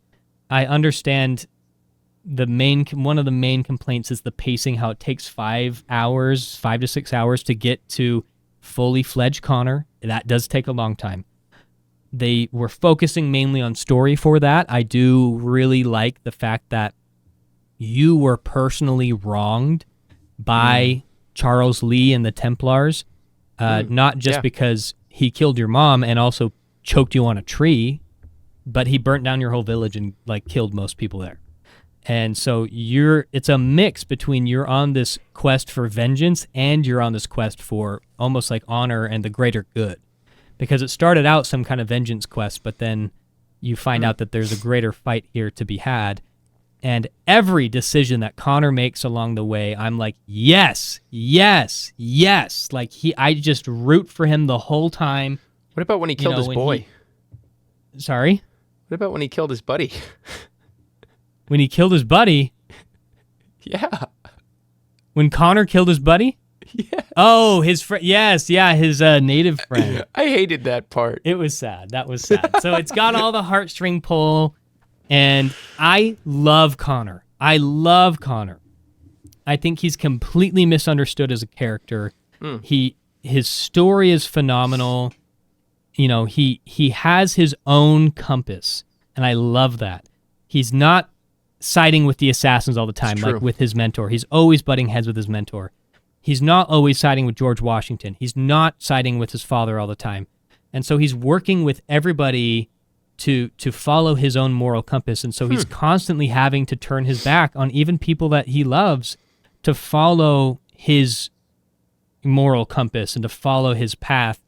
And it was so cool. And he only could rely on himself. He couldn't trust anybody else. And I love all the scenes where he's with Washington, and then he's against him, and then he's with Hatham, and forced to be, and then he's against him, and he sees through all the lies and all the politics and everything, and he's not one-sided at all. And I loved that. He was such a perfect character to have the ability to go into the history of England's history and the U.S. history and the Native American history and the assassins and Templars mixed into that.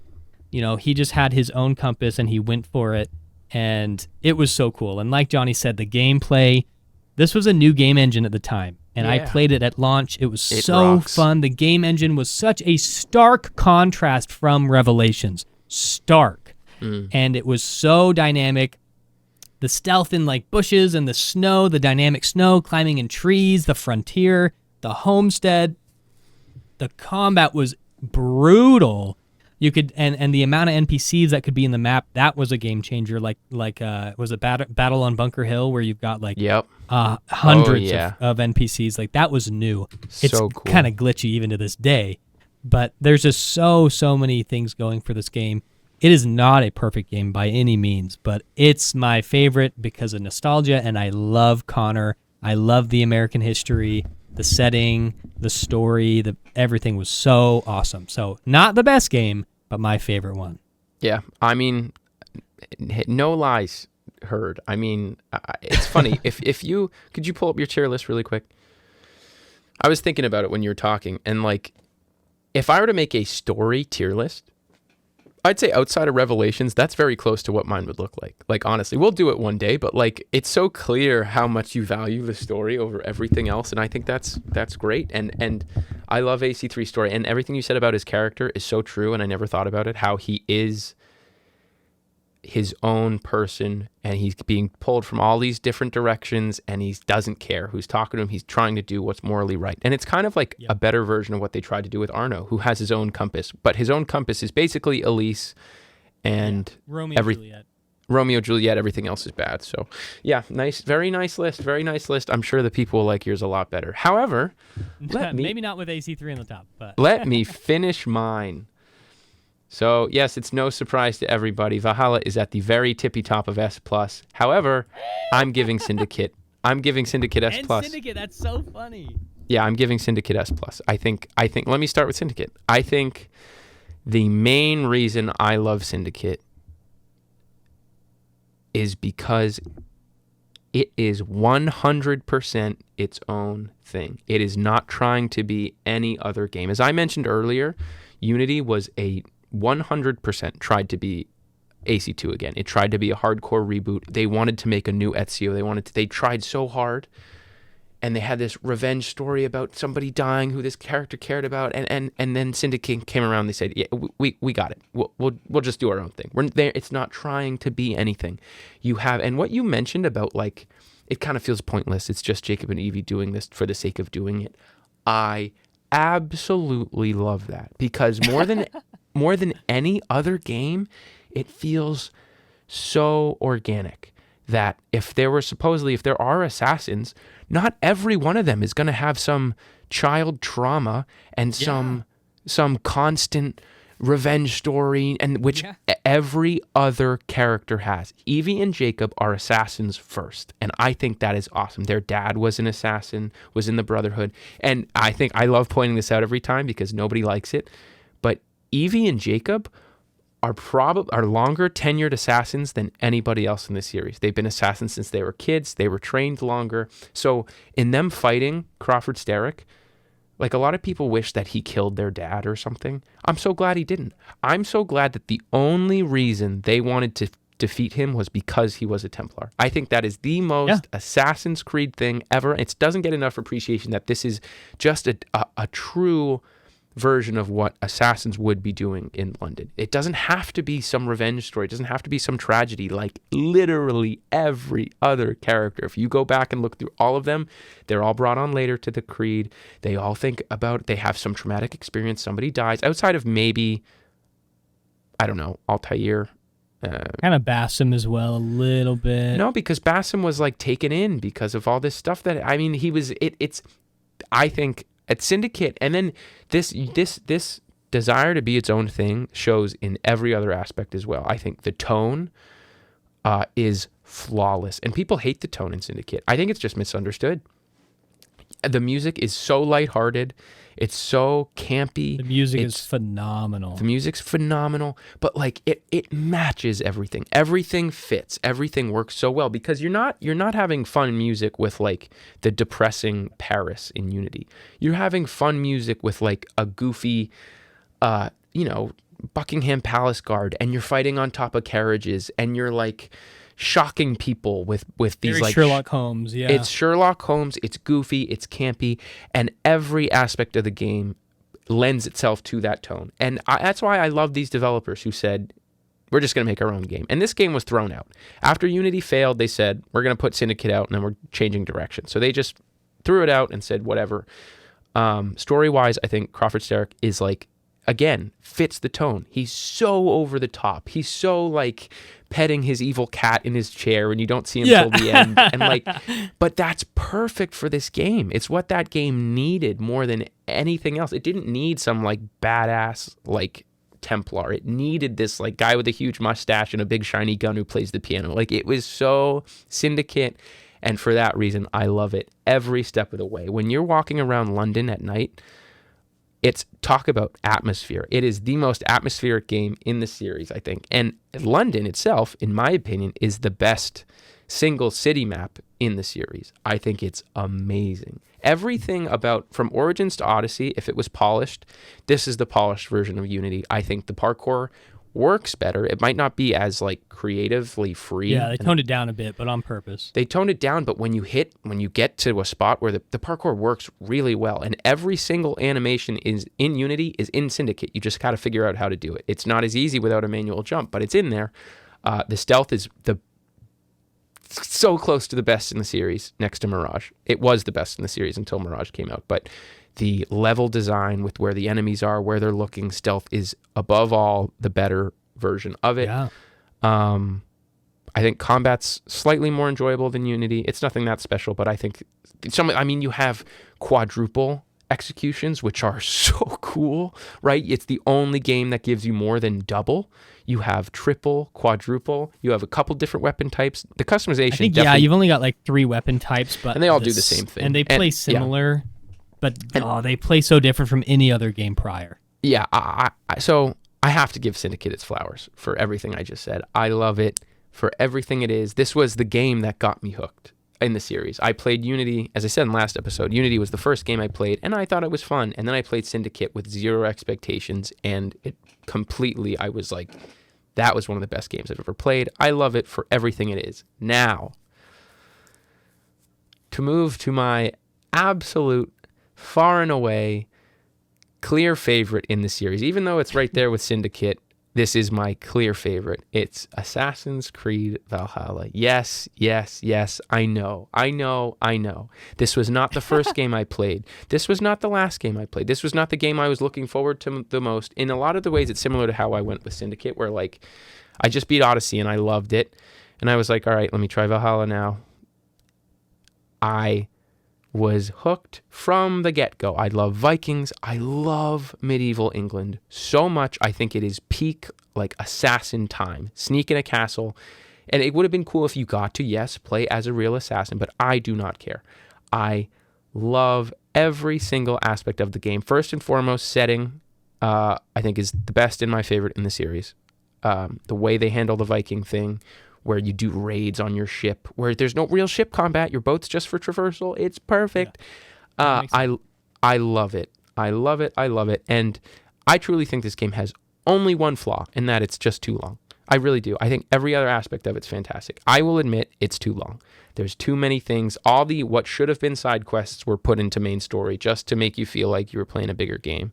But besides that, I think the story, if you could distill it down to what the main story is with Sigurd and Eivor and going through England and finding out that with the sages and the, oh my God, it's the best modern day story, maybe in any of them. I'm so happy to die on that hill, because if you look at what they did with Eivor, everybody hated the Asgard sequence and the dream sequence and stuff. People don't realize what they're throwing in your face is that this is your animus. Layla's like, fine, but you are taking this potion and dreaming. But what you're really doing is you're going back in time and you're reliving the memories of an ancestor. And when that clicks with people, they go, whoa, you're doing an animus in an animus. And you're playing through these characters who parallel to the Viking time. And it's almost Inception-y, where you're like a dream within a dream, which is so cool. And the way it parallels it and ties it all together in the end, where Bassem's trying to figure out who Odin is, it's flawlessly done, in my opinion. The especially the last 10 hours, I think, is the most gripping. I mean, when you're in Valhalla, when you're actually in Valhalla and you're waking up, you're doing the Independence, or what is it? It's not Independence Day. What's the whatever, the Groundhog's Day. Thank you, Groundhog's Day, where you wake up and you do the same thing every day, and it's like, why am I in Valhalla? And he starts to wake up. It's so cool. And then when you see Desmond, talk about chills. When I saw him, I knew the second I heard his voice. Yes, It's Troy Baker, right? No, it's the other one. It's the other one. I can't remember his name. He plays in Uncharted as well. It's plays, Nathan Drake. Nathan Drake. Yep. Yeah. What? I heard his voice and chills. I was like, oh my God, it's Desmond. We haven't seen him in 8 years. I can't speak enough on this game. The map is amazing. The castles are amazing. The rolling hills in England are amazing. And then Norway's amazing. And I love this game so much. It's one of my all-time favorite video games ever made. And I will always love it no matter what anybody says. So this is it. This is the tier list I got. Bubba's got his. Bubba, you want to pull yours up so we can see the final result? Sorry, I had to look that up. Nolan North is the yes. actor for him. But real quick about Valhalla. I'll pull up my list here. Yep. Valhalla does have a lot going for it. I think it would have made a big difference if they, instead of forced all of the side quests, because and we talked about this before, but they almost did the opposite of Origins. In Origins, they're in the form of side quests, but you need to play them to have a high enough level. Right. In Valhalla, they essentially just make it a mainline quest. So there's not a lot of there's other side quests, but they're more like side quests. They're not very story heavy. So had they had more of the Alliance missions be just side quests, where it's like they're just mini. It's like, okay, well, these were the ones that were required. There's maybe 5 of them, and then there's 5 more that maybe after the story you can go and get those done whenever you want. Right. And they're not as dependent on the main story. Yeah. I think that would have done a lot for it. Probably. But Assassin's Creed Valhalla is a great game.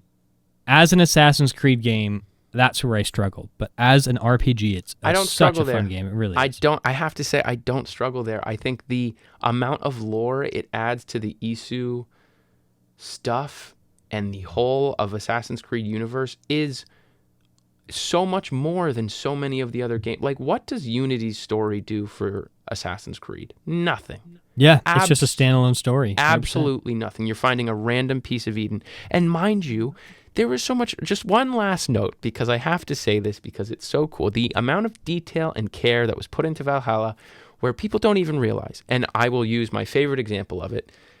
You are Eivor. You have an apple of Eden. Where does Eivor die? Up somewhere in North America. Where does Connor live? Up somewhere in North America. What's in Connor's tribe? Oh, look at that, an apple of Eden. Eivor brings the apple to Connor's tribe. There's so many like little things that is. I was geeking out when that happened. Obviously, because AC3 is my favorite. But when I the second I saw those like stick huts, I was like, whoa! Dude, it is. There is so much love given to the old games in Valhalla, much more than in Odyssey. I think. There is a lot of love in this story, and I love his character or her character, whatever. And I love the combat. Let me just hit it really quick. It's the best combat in the series. The stealth is super, super good if you get the DLC with the smoke arrow. The parkour is not there. However, combat's the best, so... Yeah, combat's really cool. The brutality is really fun. Yeah. And I think one of the strongest things it has going for it is the modern day story. And I'm not talking about Layla. Where they ended Assassin's Creed Valhalla is very intriguing. Oh, yeah. I'm very excited to see, and I hope they don't get it wrong, what they do with... Shadows. With, Desmond's old team. You've got Desmond's dad. You've got... what's his dad's name? William. Yeah, William Miles. You've got William Miles that, and you've got Loki now in the form of Basim, who's resurrected, but it's not Basim, right? This is Loki, and we don't.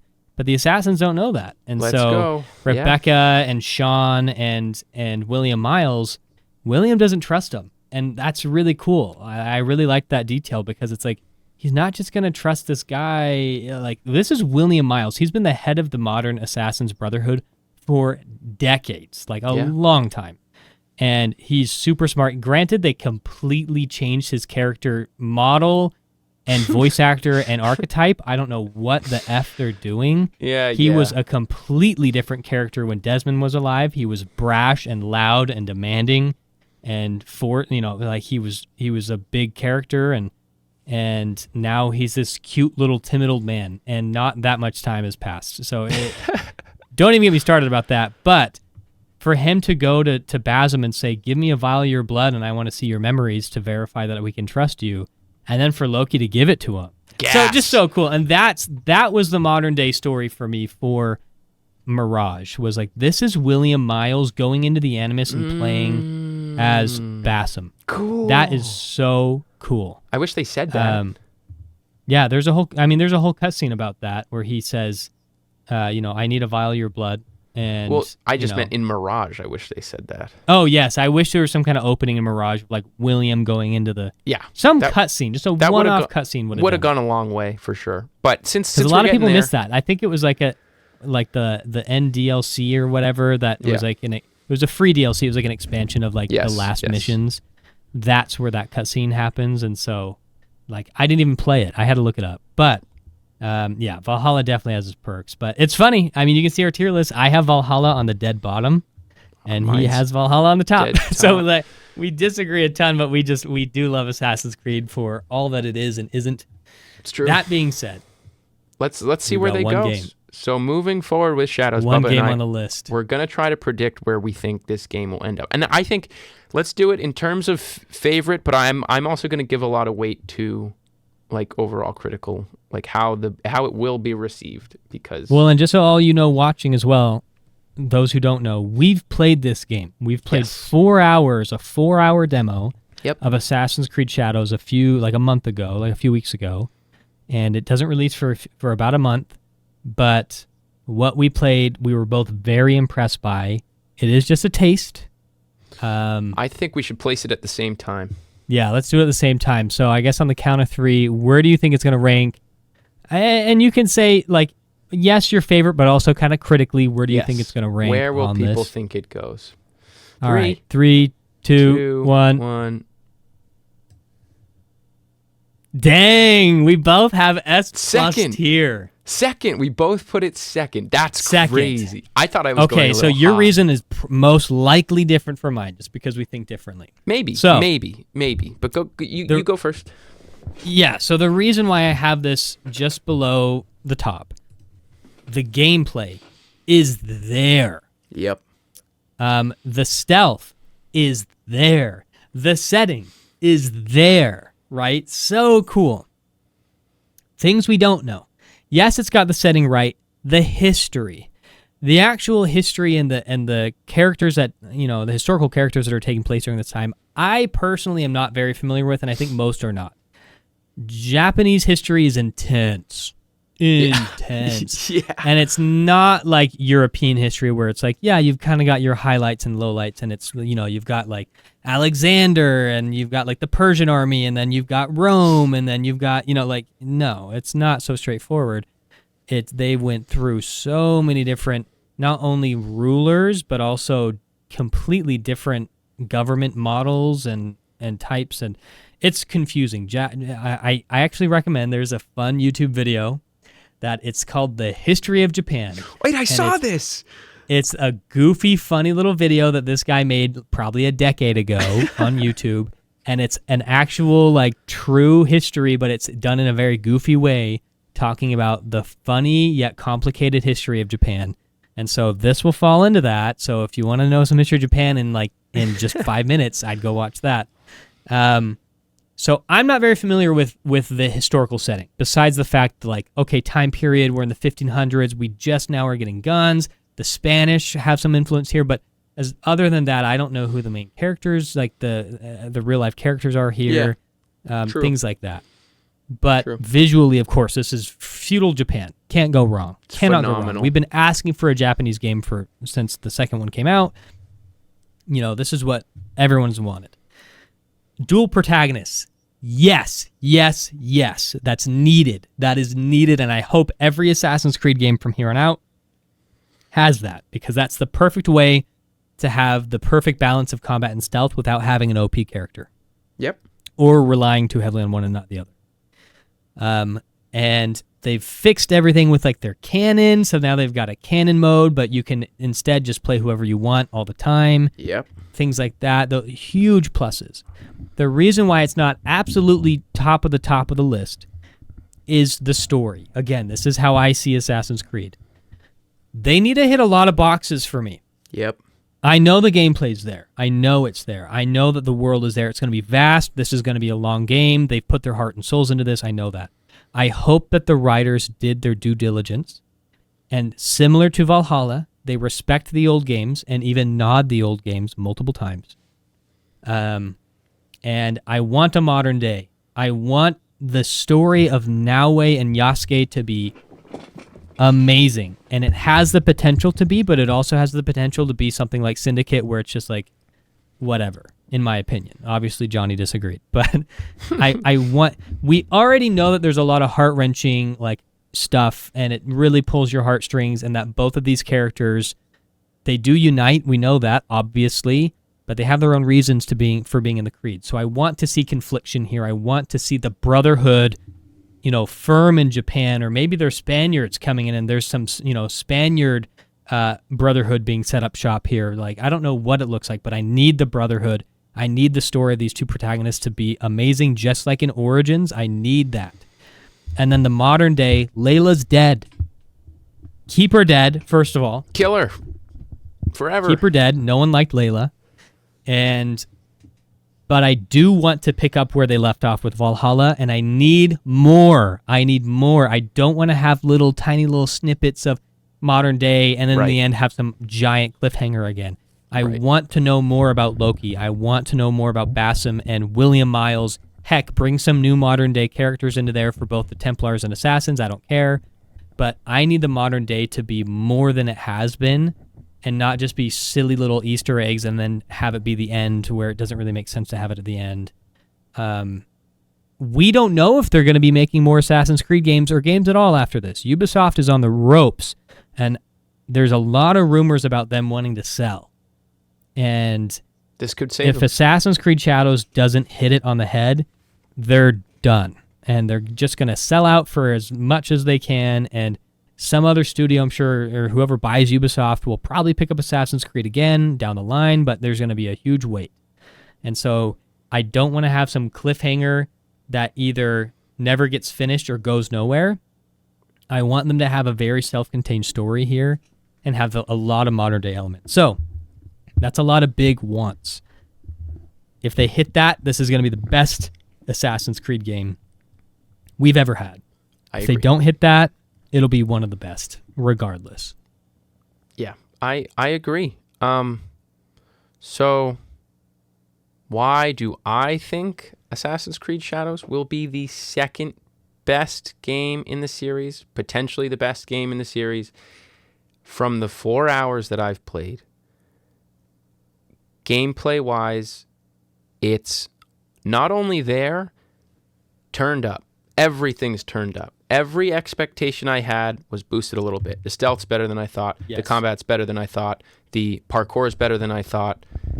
The map's better than I thought. Everything, and it feels like they know now. It feels like they listened and they said, okay, we're going to check that box. We're going to check that box. We're going to check that box. And so I'm so very confident in the gameplay and it as a video game. That leaves me with the only question being the story.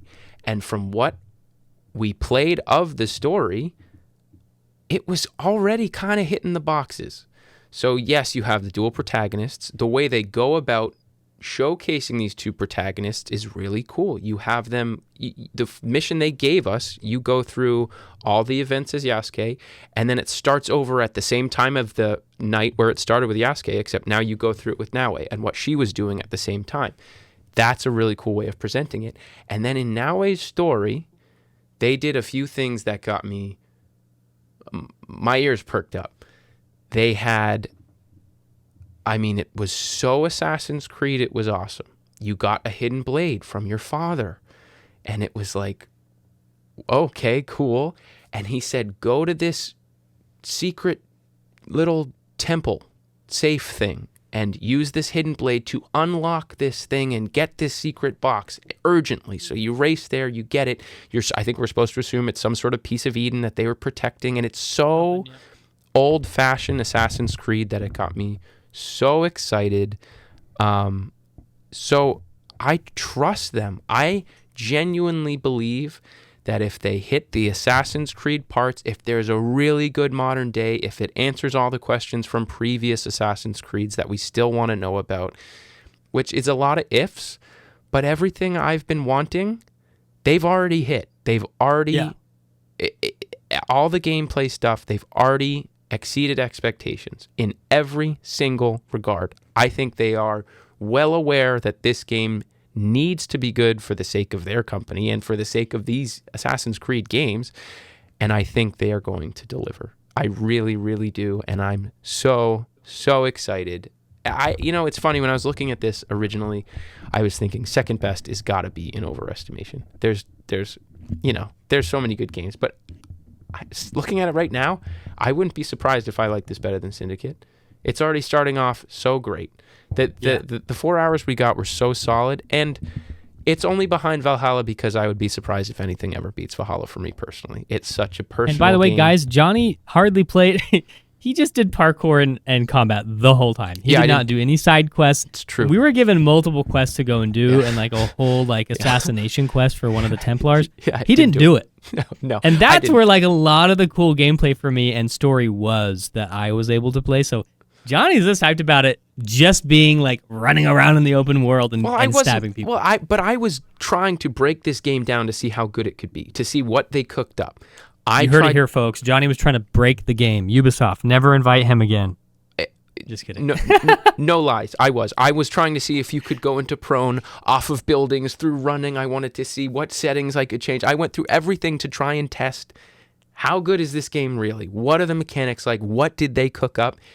And it passed the Johnny check. So I think gameplay-wise, you should trust me. Everybody out there, I'm sorry if you hate my clips and you think they're terrible, but as the gameplay guy, it gets my stamp of approval in every regard, which not a single game on this list gets. Not one of the games has excellent combat, parkour, and stealth. Not one. Yeah. So that's true. I think this, from what I've played, is the most impressive gameplay-wise. So it's off to a really good start. And before you go to the comments and say that we've been paid by Ubisoft, we have not. Not a penny. We are not overhyping this. Yes, we've played it. Yes, we're excited for it. Yes, we love Assassin's Creed games. We're fans. We're not people that talk about the game that aren't fans, that like they essentially actively hate all Ubisoft games. For fun. The fact that they're even giving their 2 cents is wild. Yeah. Because they're not fans. It's like same with like in the MCU. Both Johnny and I are huge MCU fans. Yeah.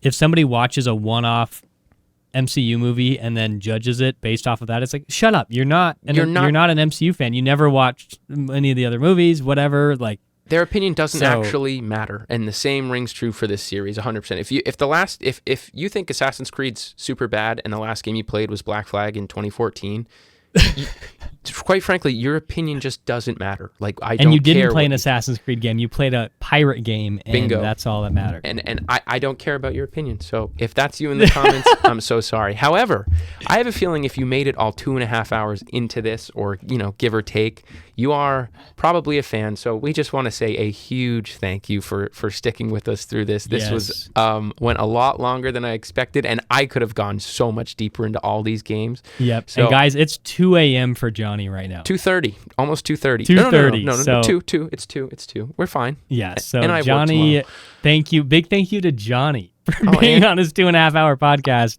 I could keep talking forever. I've had so much fun doing really this. Can. Thank you, Bubba, and thank you to everybody watching. We will see you next week. So, guys, Beneath the Hood is becoming a Monday morning weekly occurrence. We will be posting Mondays every week. So stay tuned. We could do, I mean, what I would love to do, Bubba, is basically an episode per game. I could talk about each game in depth for a whole hour. So I think we will probably do something along those lines. We're going to rank we can everything. even do some kind of breakdowns of them as well. Absolutely.